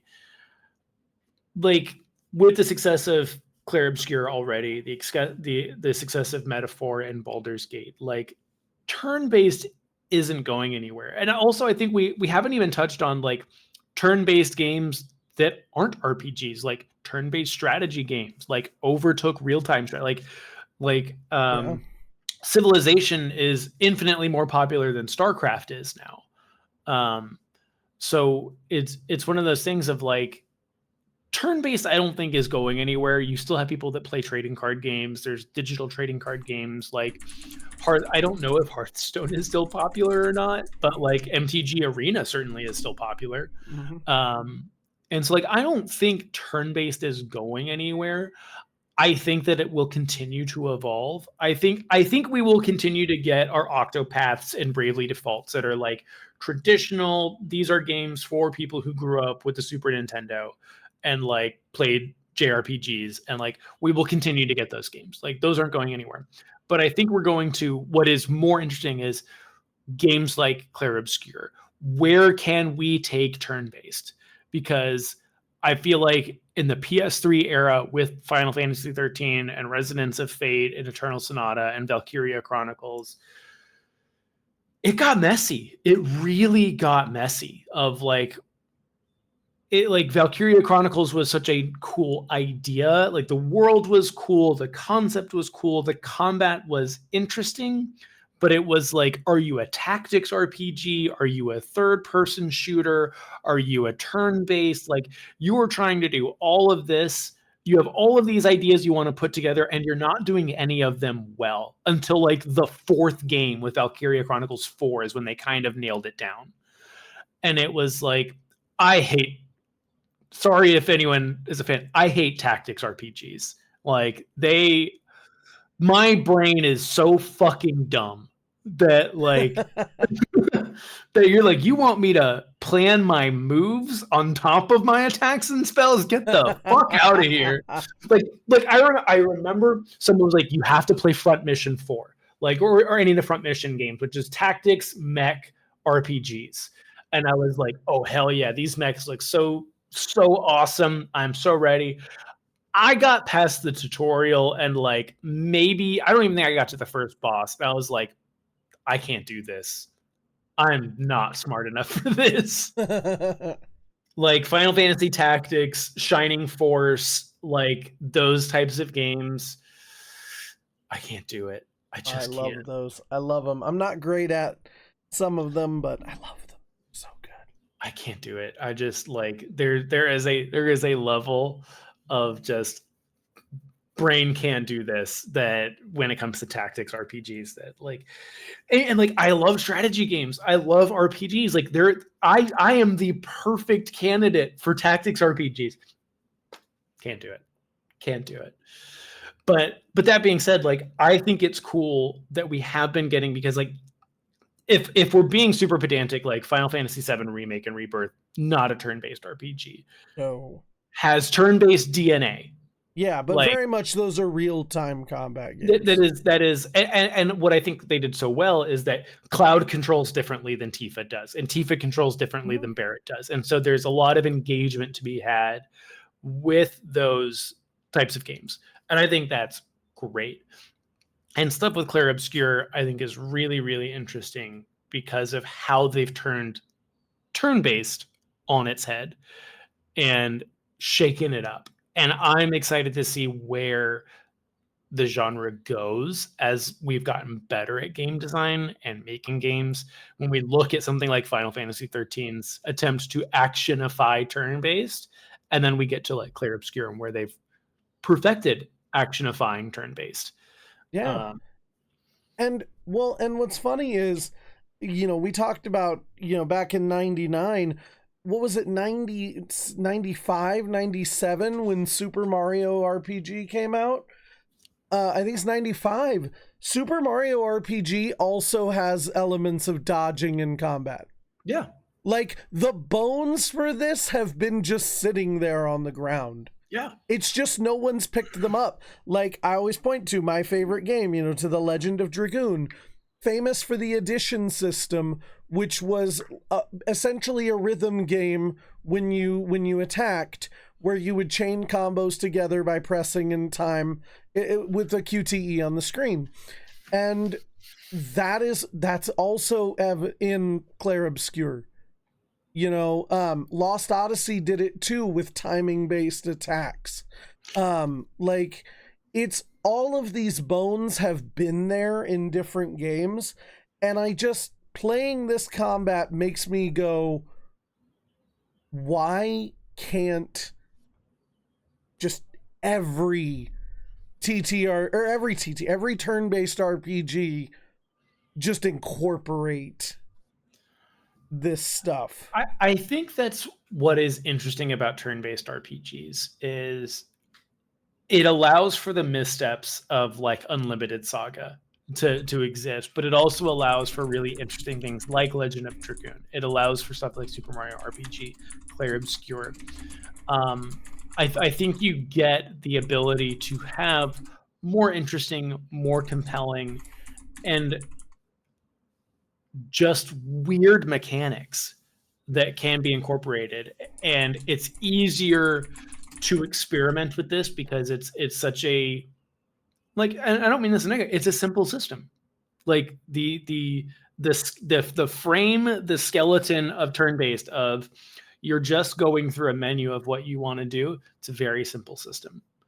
And when you have that simple system to work off of and create, you can do lots of creative things. Whereas like, okay, we want full player agency. You have Devil May Cry. Okay, well, that's its own thing. Well, what about Cyberpunk? Well, what about Diablo? Like, all of these have these different skeletons and frameworks to go off of that have their own complexities and nuances that you've got to really stick with a franchise for it to really manifest itself. Like, Diablo has like branched off into things like Path of Exile and Titan Quest and Wasteland and stuff like that. But like, it's something that has to be built up on its own, whereas like turn-based has this super simple framework.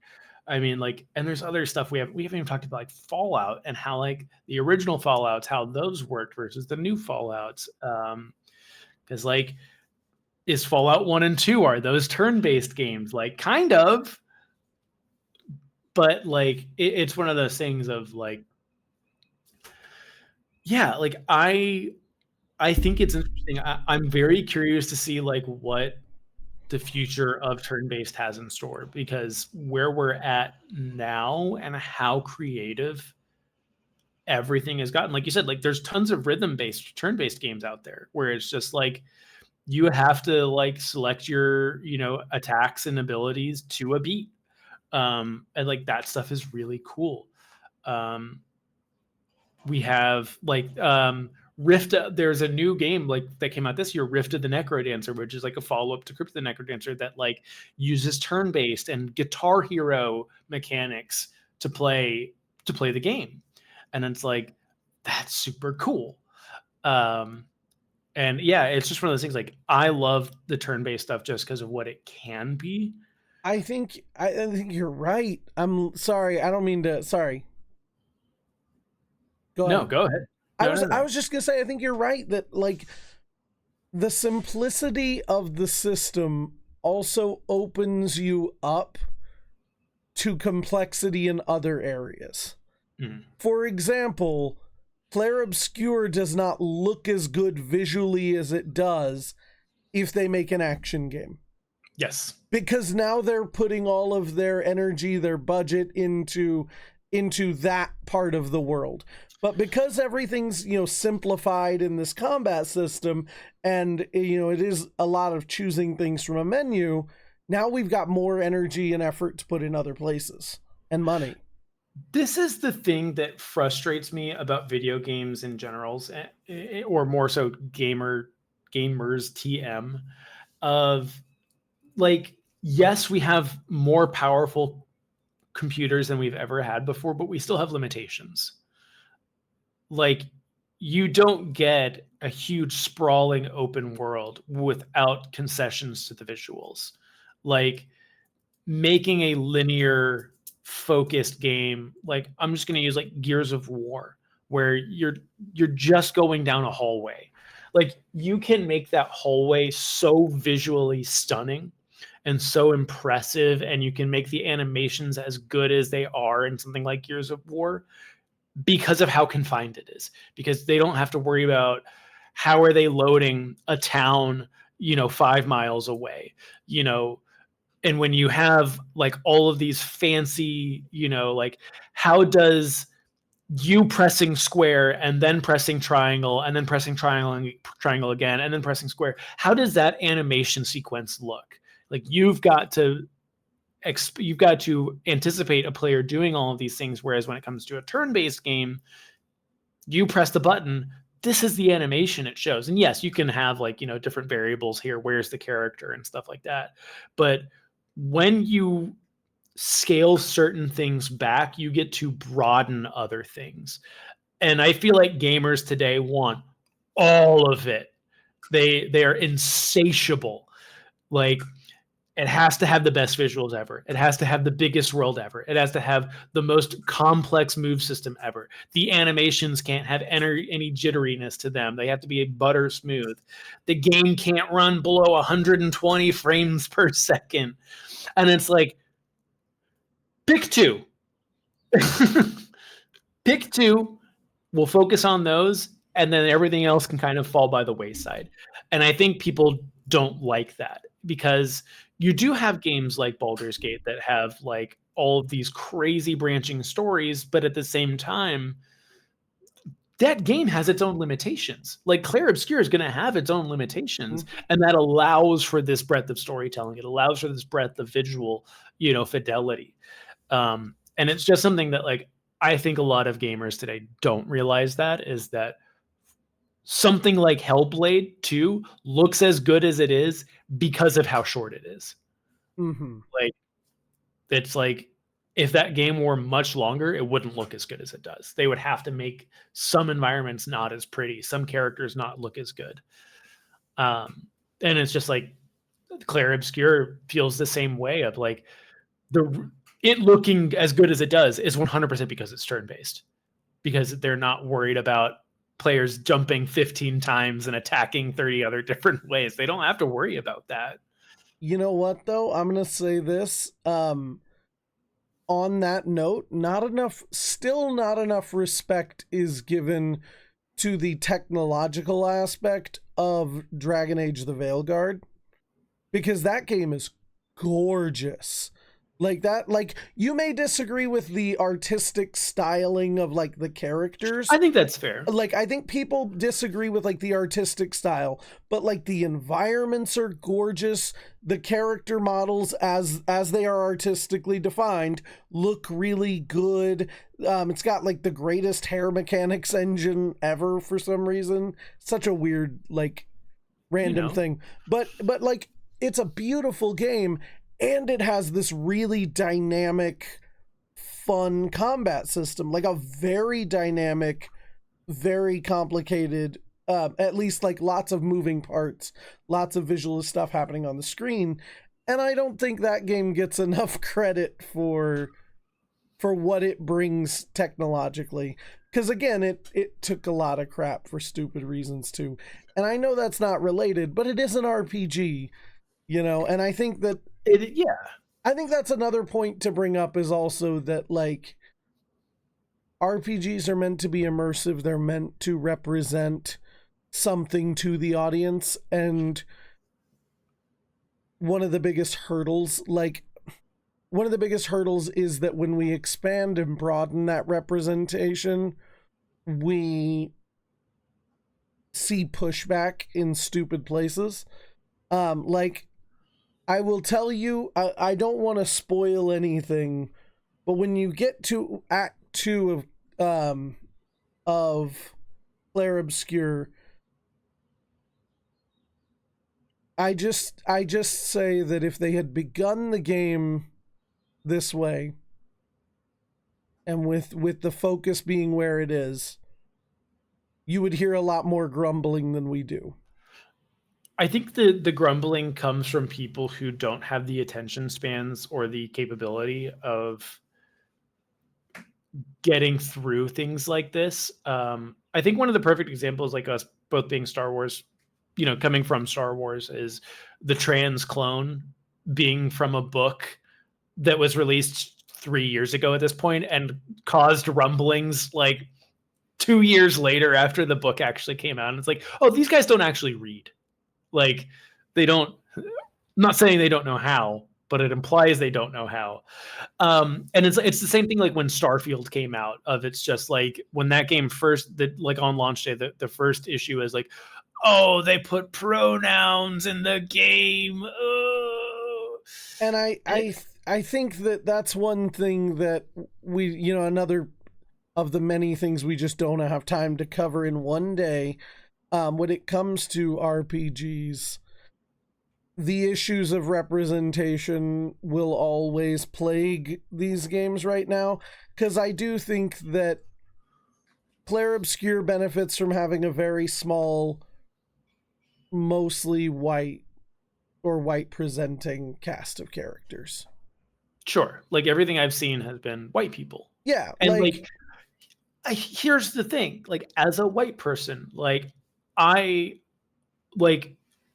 am not bothered when a game comes out and like it's just white people, in the same way like South of Midnight doesn't bother me. But I'm also really pumped on games like South of Midnight, where it's just like, oh yeah, this is clearly a story about Black people and Black people in the South and Southern Black folklore. I think that's great. There's going to be stuff growing up in the South that I'm going to resonate with, and there's going to be stuff that, because I didn't grow up in a Black household, I'm not going to resonate with, and that's fine. And it's people who can't kind of understand that. And again, no one's being erased. Clair Obscur is all white people. And that doesn't mean it's a bad game, because even if it lacks representation, that doesn't mean it's a bad game. No, and I think it's I agree with that. I'm not saying that it's like worse for lacking representation.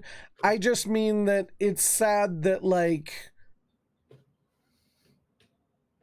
other games like South of Midnight don't get the appreciation that they deserve.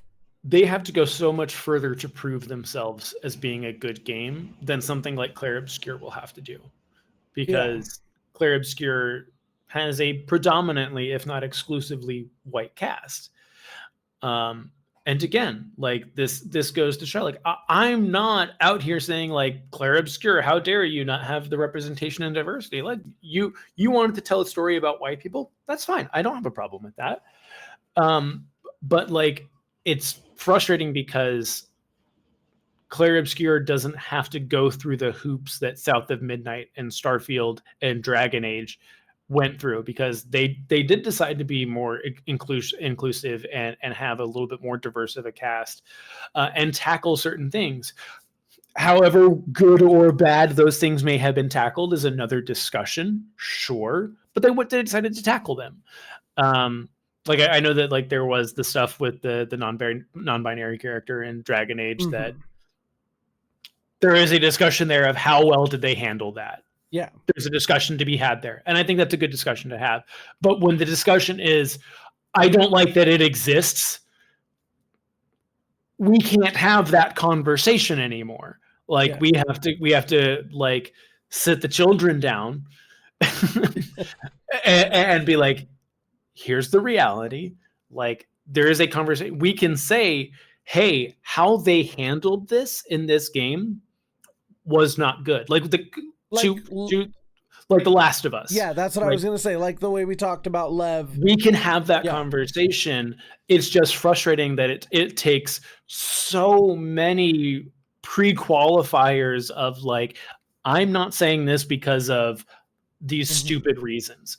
Like, I have an issue with how Lev was handled because of X, Y, and Z. It's not the fact that he's trans. It's the fact that he is trans, and they used him being trans in a way I disagree with. And when it comes to Dragon Age, when you have a character that comes out as non-binary, sure, I can argue. I haven't played the game, but I've seen the scene, and I'm like, I hate this. Yeah, I don't love it.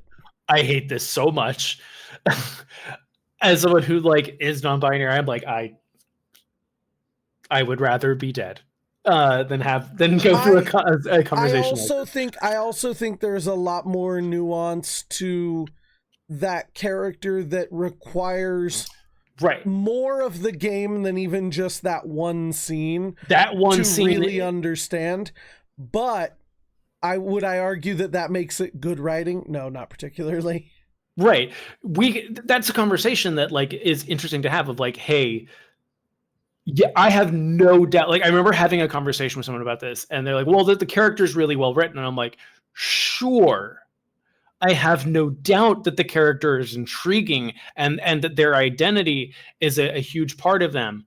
That scene, I don't care how much context you add to it, is clunky. Yeah. And it's like, we can have that conversation. And it's like, and like, they were like, well, I was like, no, like, stop trying to defend it. Like, it's okay to have these conversations. Like, it's not against the character. It's not against the identity. It's about how the writers decided to handle that particular scene.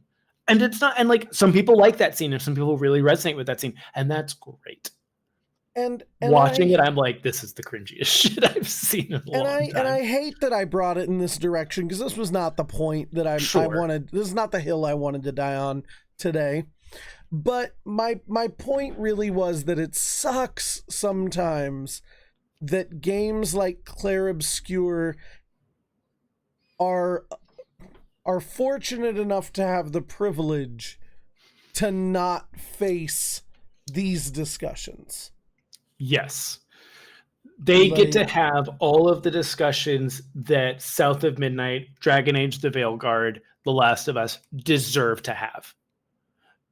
And Clair Obscur gets to have these conversations because it gets to have conversations about its deep mechanics and its lore and its environmental storytelling. It gets to have these discussions that all of these other games have, all these other stories have. But because someone decided that it would be really interesting if we told it through the lens of a Black woman, that they have to fight extra hard. They have to go through extra hoops to have those conversations, where Clair Obscur gets a pass because they just put a bunch of white people in.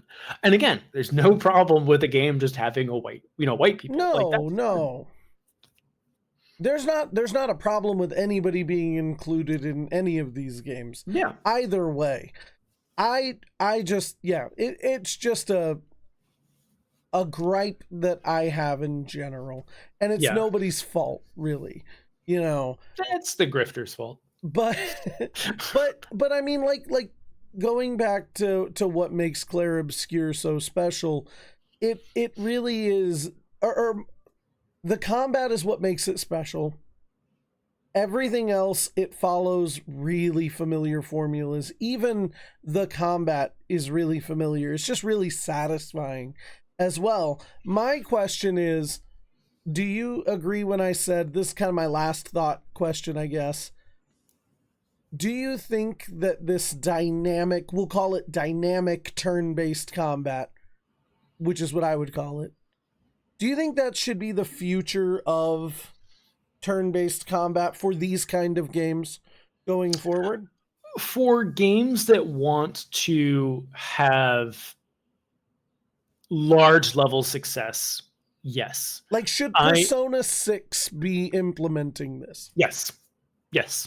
I think that Persona 6, to continue to stay relevant, and again, it's like, we can talk indie AAA all we want. Like, Clair Obscur is a success. Like it is a runaway success, and like props to the developers, props to everyone that worked on that game. They deserve it. Like they worked hard on it, they put their heart into it, and not only did they make the product they wanted to make, they made a good product, and they deserve the success. They deserve that. And this is just how it works, is when a game is successful, when you look at a Breath of the Wild, when you look at a Call of Duty, everyone's going to follow suit. And it's like, yes, there are going to be people that are going to chase this. We've already seen some Baldur's Gate likes that are just trying to chase the success of Baldur's Gate already. And they're not good because they're just trying to emulate Baldur's Gate. But I think that when you have a game like Clair Obscur that is so successful and it uses a turn-based combat system, that something like Persona, when they make Persona 6, will need to adapt in the same way that like the KOTOR remake is reportedly still in development. If that game is not like Final Fantasy VII Remake, it will not succeed. It just won't. Like it is a matter of like, since Are you sure you wouldn't want an Oblivion remastered version of KOTOR? No, just an Unreal Engine 5 upgraded and we haven't even visuals. talked about the Oblivion remaster, which is like, I love Oblivion so much, and I need to play the remaster. I being sick this last week, and then the stuff with Andor and doing all the Andor coverage on other things, like I have not had time to play anything except for Star Citizen, unfortunately. It's peak, dude. It's peak because it's just the same game. Like, as weird as that sounds, like it's because it's the same goofy ass game like as it was back in the day. It looks like how it looked in our heads in 2006. Yeah, that's the thing. It's like when I see screenshots of UE5 Oblivion, I'm like, yeah, that's not that big of an improvement. Like Oblivion was such a way ahead of its time visually, and then I look at the original, like I'm like, oh yeah, this game did look like dog shit.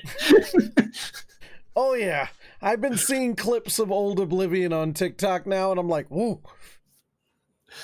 But like it's like, I also remember like Ocarina of Time, like graphics have peaked.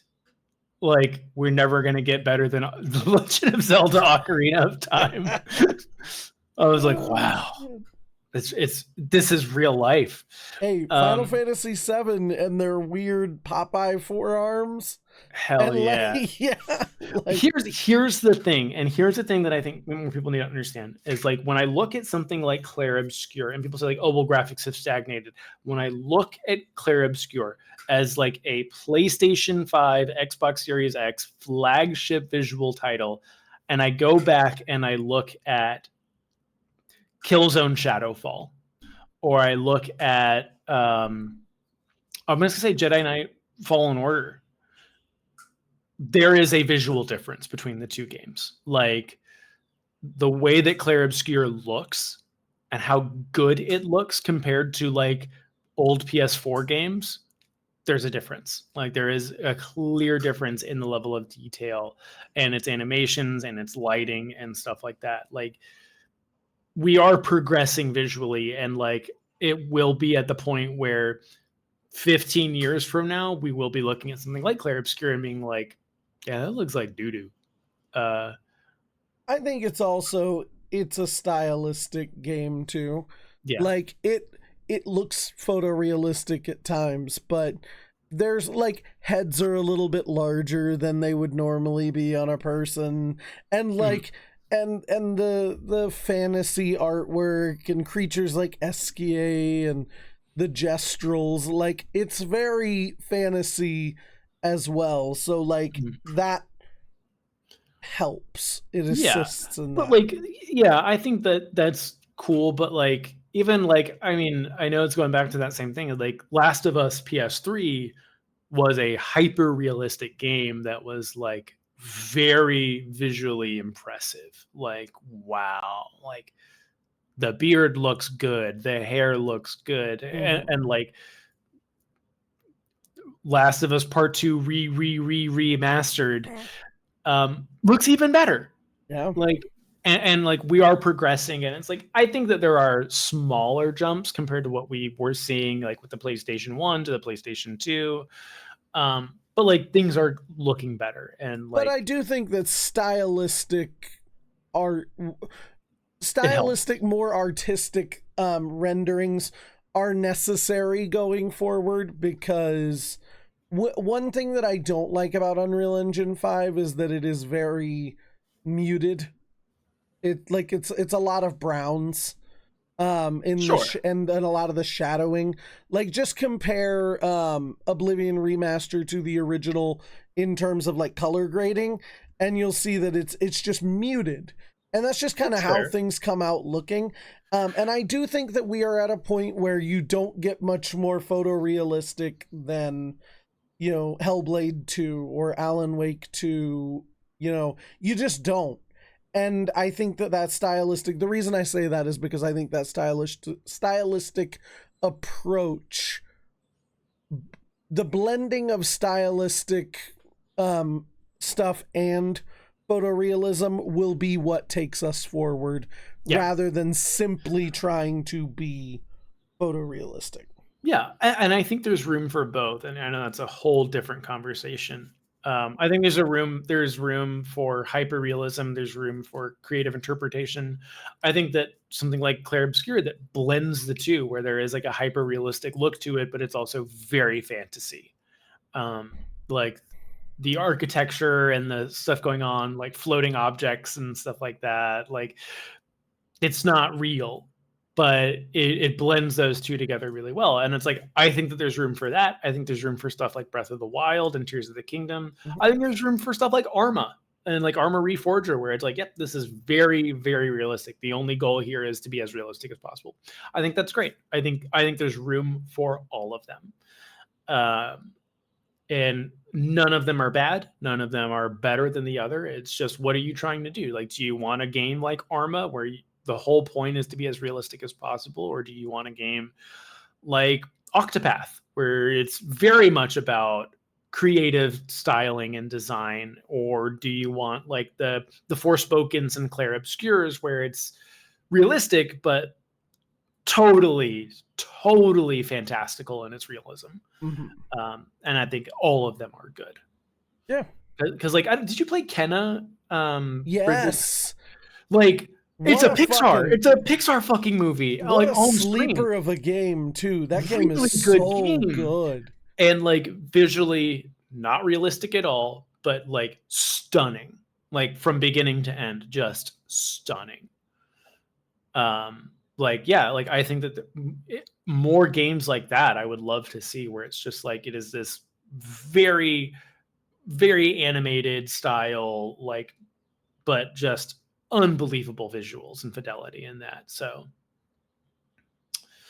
Well, who knows? I'm gonna say, as we kind of wrap this up, like, I know my final thoughts are that, one, I hope every RPG or every turn-based RPG going forward uses this as their framework. It's so dynamic, it's so interesting. Like, as much as I love being able to, when playing a turn-based game, like set the controller down for a second, like make a phone call or whatever, I can't do that as often in this game, because like, oh, my turn's done, but I gotta still pay attention because they're doing stuff. It got me killed on stream a few times because I was like, oh, it's the enemy's turn, let me look at chat, and I'm like, oh fuck, they're doing stuff still. You know, I want that in a Metaphor 2, Persona 6. You know, I want that in another Final Fantasy. I just think that there's a lot of ground to explore with that. But also, speaking of like the Oblivion remaster and the mechanical callbacks that this game makes, I still kind of want to see more. Like, this makes me want to see more of those, like Final Fantasy 9 remake, or, you know, even if they did 10, or The Legend of Dragoon, or any of these games, like this kind of combat system, I'm like, oh, if we'd have had this when they announced Final Fantasy VII Remake, like imagine it being done in that style. Now, I think Remake does a great job, and I think it does what it sets out to do really well. I actually really like those systems, but imagine we could have had that as part of this like remake, you know? So I really do feel like this is and should be the blueprint of turn-based RPG combat going forward. But I would also like to see this used to bring back some of those amazing stories that maybe were bogged down by older graphics and older, less dynamic mechanics. Yeah, I think that just the success of Clair Obscur is just going to drive the industry in that direction. Regardless, like we're going to get more games that follow that rubric. Um, but like, and here's the thing: I think there will always be room for the Octopaths and Bravely Defaults, where that traditional, what everyone grew up with. I don't think that there will ever be a mainstream success with one of those games ever again. I think they're always going to be like those niche titles that are just made for a small demographic and people do it as a passion project. And I think that's great. I think that you will continue to get your Final Fantasy VII remakes and 16s, like the action focused Neo JRPGs that I think those will continue because they do well. But I do think that the way that Clair Obscur has done it, and I think both Clair Obscur, Metaphor, and Baldur's Gate have proven that there is mainstream appeal for turn-based games. And I think that what all three of those games have proved is you can't get by on how you used to do it. That there is something about Baldur's Gate's turn-based that is fresh enough that it doesn't feel like you're playing an SNES JRPG. There's something about Metaphor and Persona 5 that is so interesting that yes, it is probably the most traditional of all of the most recent successes, but it still has so much going on besides that that it gets away with it. And then obviously Clair Obscur is just like the next generation of turn-based combat. Well, and I just got to shout out Metaphor because Metaphor brought what makes Persona great to a new audience. Yes. Who, like me, didn't want to play high school games, but wants to play a fantasy game. So I think you're right. While it might look like a traditional game when you think of it in terms of like its relationship to Atlus's other projects, but it did innovate by bringing Atlus's mechanics to people who wouldn't otherwise play that game. Right. And it definitely has an appeal. And while I don't think that Final Fantasy 17, Persona 6, Metaphor 2 are strictly going to be clones of Clair Obscur, I don't think they need to be.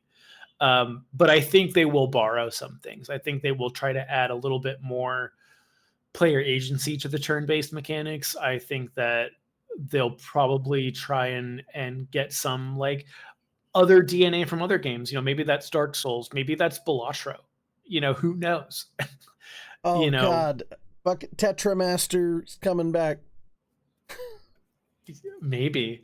I think that we're at a point where we no longer have to experiment with turn-based in the way we were doing. And I'm just going to say the PS2 to PS3 era where we were really experimenting with turn-based. We kind of figured it out. We figured out what works really well, where we can tinker, where we can tweak stuff. And it's the whole thing of like, a lot of people say like, oh, a lot of video games are like homogenized now. And I'm like, yes, for a reason. We figured out what works. we now know. Like I was talking yesterday about Star Wars with some people on a TikTok live, and I was like, everyone that was complaining about the Obi-Wan Kenobi series on Disney Plus needs to go back and play the Obi-Wan Kenobi game on Xbox and then complain some more. And it's like I know that it's a video game versus a TV show, but it's just like we don't make those games anymore for a very specific reason, because they weren't good. Like, using the joystick to swing a lightsaber was a cool idea in someone's head and made sense, like, on paper, but it was terrible. Like, there's a reason that, like, when people mess with the Souls-like formula, they don't deviate too far from certain things, and when they do, it messes it up. Not because people, like, yes, there's a certain amount of people just don't like unfamiliar things, but also, like, the reason this was successful was because of X, Y, and Z. If you can rearrange X, Y, and Z to Y, Z, and X all you want, but if you start adding W in there, it may not work. And so I think that's one of the things about these types of games is we've figured it out. That's why we get the homogeny within video games, is because we know what works really well now. We're very good at it. Like, we have become very good at making video games. And it just means that we typically get better games overall. Like, the level of game, like, people who are arguing over, I'm just gonna say this, Assassin's Creed Origins, Odyssey, Valhalla, and Shadows, you will never convince me that any one of those games is bad. Like, they are well-made games. You may not like them. You may like the setting of one game over the other. You may like one version's twist on how the combat worked. None of these games are bad. They are not Star Wars Obi-Wan levels of bad. They are not off the road big rig truckers bad. They are not, they're not Superman 64 bad. Are you a Superman 64 defender? I loved Super. Here's the thing. No. But I have fond memories of playing Superman 64. I thought it was dope. Flying around the city and, like, putting out like a fire over here and then flying over. I thought it was cool. It's probably, but it's not a good game. It's probably why I like the first Marvel Spider-Man even more than I liked any of the Batman Arkham games. I think the first Spider-Man game is peak, and that's because it's just a better version of Superman 64. That's fair. but like, to kind of close it out, is like Clair Obscur, and it's funny you brought up the Batman Arkham games, is like, there's a reason a lot of games follow that combat style now, like the attack, and then dodge, because it works really well, because it's a very good system. And we've tried other systems. We've tried hundreds of thousands of different ways, and it works really good. And with Clair Obscur doing as well as it is, yeah, I see turn-based games really following how it does that. And I think again, like what we talked about, is like, there's a lot of room for people to put their own creative interpretations on what Clair Obscur did, and say, hey, what if we changed this aspect? And what if we made it so that this is a little bit more passive and this is a little bit more active, and you can have fun with that? And that makes it really interesting to go forward. But yeah, I think this style of gameplay is really important and is going to push this genre forward to a larger audience that people can really relate to. Yeah, like I said, even just the audience, not only does this bring in, like, the Souls-like audience, but even, like, the speed running and the people who like doing odd, quirky runs. Like, you can do, like, a Mael only, Mael dodge only, like, or parry only, or whatever. And, like, yeah, I think that this game packs a lot of the future of these kinds of games in it. I think you're right. And I think Arkham is a good comparison. Like, it's a blueprint that I think you can't deny going forward. Yeah.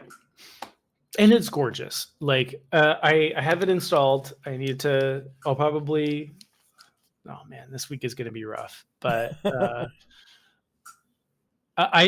it's, since I've seen it even on Game Pass, I was like, oh no, right at the end. Why? I was just thinking, this is my fault because I was just thinking of how. There you are. I was thinking of how long we'd gone without a I problem. know. But yeah, like I've had this game on my radar. I need to actually boot it up. Um, because like in my heart of hearts, I love RPGs. I've just in my elderly years, as they say, I haven't had time for many RPGs. There's so many RPGs that I've missed out on that I like am sad I missed out on them. So I definitely want to give this one a shot because like there's like some of those weird games like The Last Remnant from like Xbox 360 that had those like quick time events, and you had the morale system of battle. It was like you had a party of like 12 people, and I was like, man, this game was so cool, and I never finished it. That I'm like, I should finish this. I should play this game. I should finish it. So yeah, Yeah. I'm excited to play it. I'm excited for more turn-based games. I'm excited for more experimentation with games. I hope that games like this make an example for like the larger AAA industry of like, hey, like experimentation is good and like doing fun things works. Like, yes, we do things for a very specific reason so that we know that things work and things sell, but people like to try new things. And I think this is proof of that. So And just look at the success of these goofy, strange things lately. You know, yeah. they had the Vampire Dating Simulator won Game of the Year. You know, the Persona game, but make it fantasy, was almost Game of the Year. You know, Astrobot won Game of the Year. it Like did. it's Astrobot won. Like a fucking, essentially just like Sony's platformer, Sony's Mario won Game of the Year. Like it's crazy, and you're right, and I hope this is just another step forward toward innovation in the gaming space. yeah. But yeah, I don't have much else to say on RPGs. I mean, I do have more to say, but we don't have time for me to say all of it. Well, I know it is a busy time with Andor dropping, and Star Wars content creation being on the rise. So, tell everybody where they can find you, where they can hear your takes on that stuff, all sorts of stuff. Yeah, you can find me mostly on TikTok at Forward Into the Black. You can also find me Thursday nights on the Podwans podcast. We rewatched Andor season 1 leading up to Andor season 2. Now we're obviously talking about Andor season 2. It is great. Holy cow. And then you can also find me on It's Fan Box on Saturdays with David Xanatos 1138, talking more Andor, more Star Wars, and all that stuff. And then obviously here every Wednesday, talking about random video game stuff. All right. Well, thank you as always, Chase. My life's been a little crazy, but I plan on streaming again. Hopefully tonight. Maybe we'll talk about Andor. I don't have anybody lined up for tonight, so I don't know if there will be an episode, but I will be back at some point. Probably still playing through Clair Obscur, and you guys will just hang out with me on the journey if you want to. But either way, thank you again to everybody watching. Thank you to Chase for joining me. And until we see you guys next time.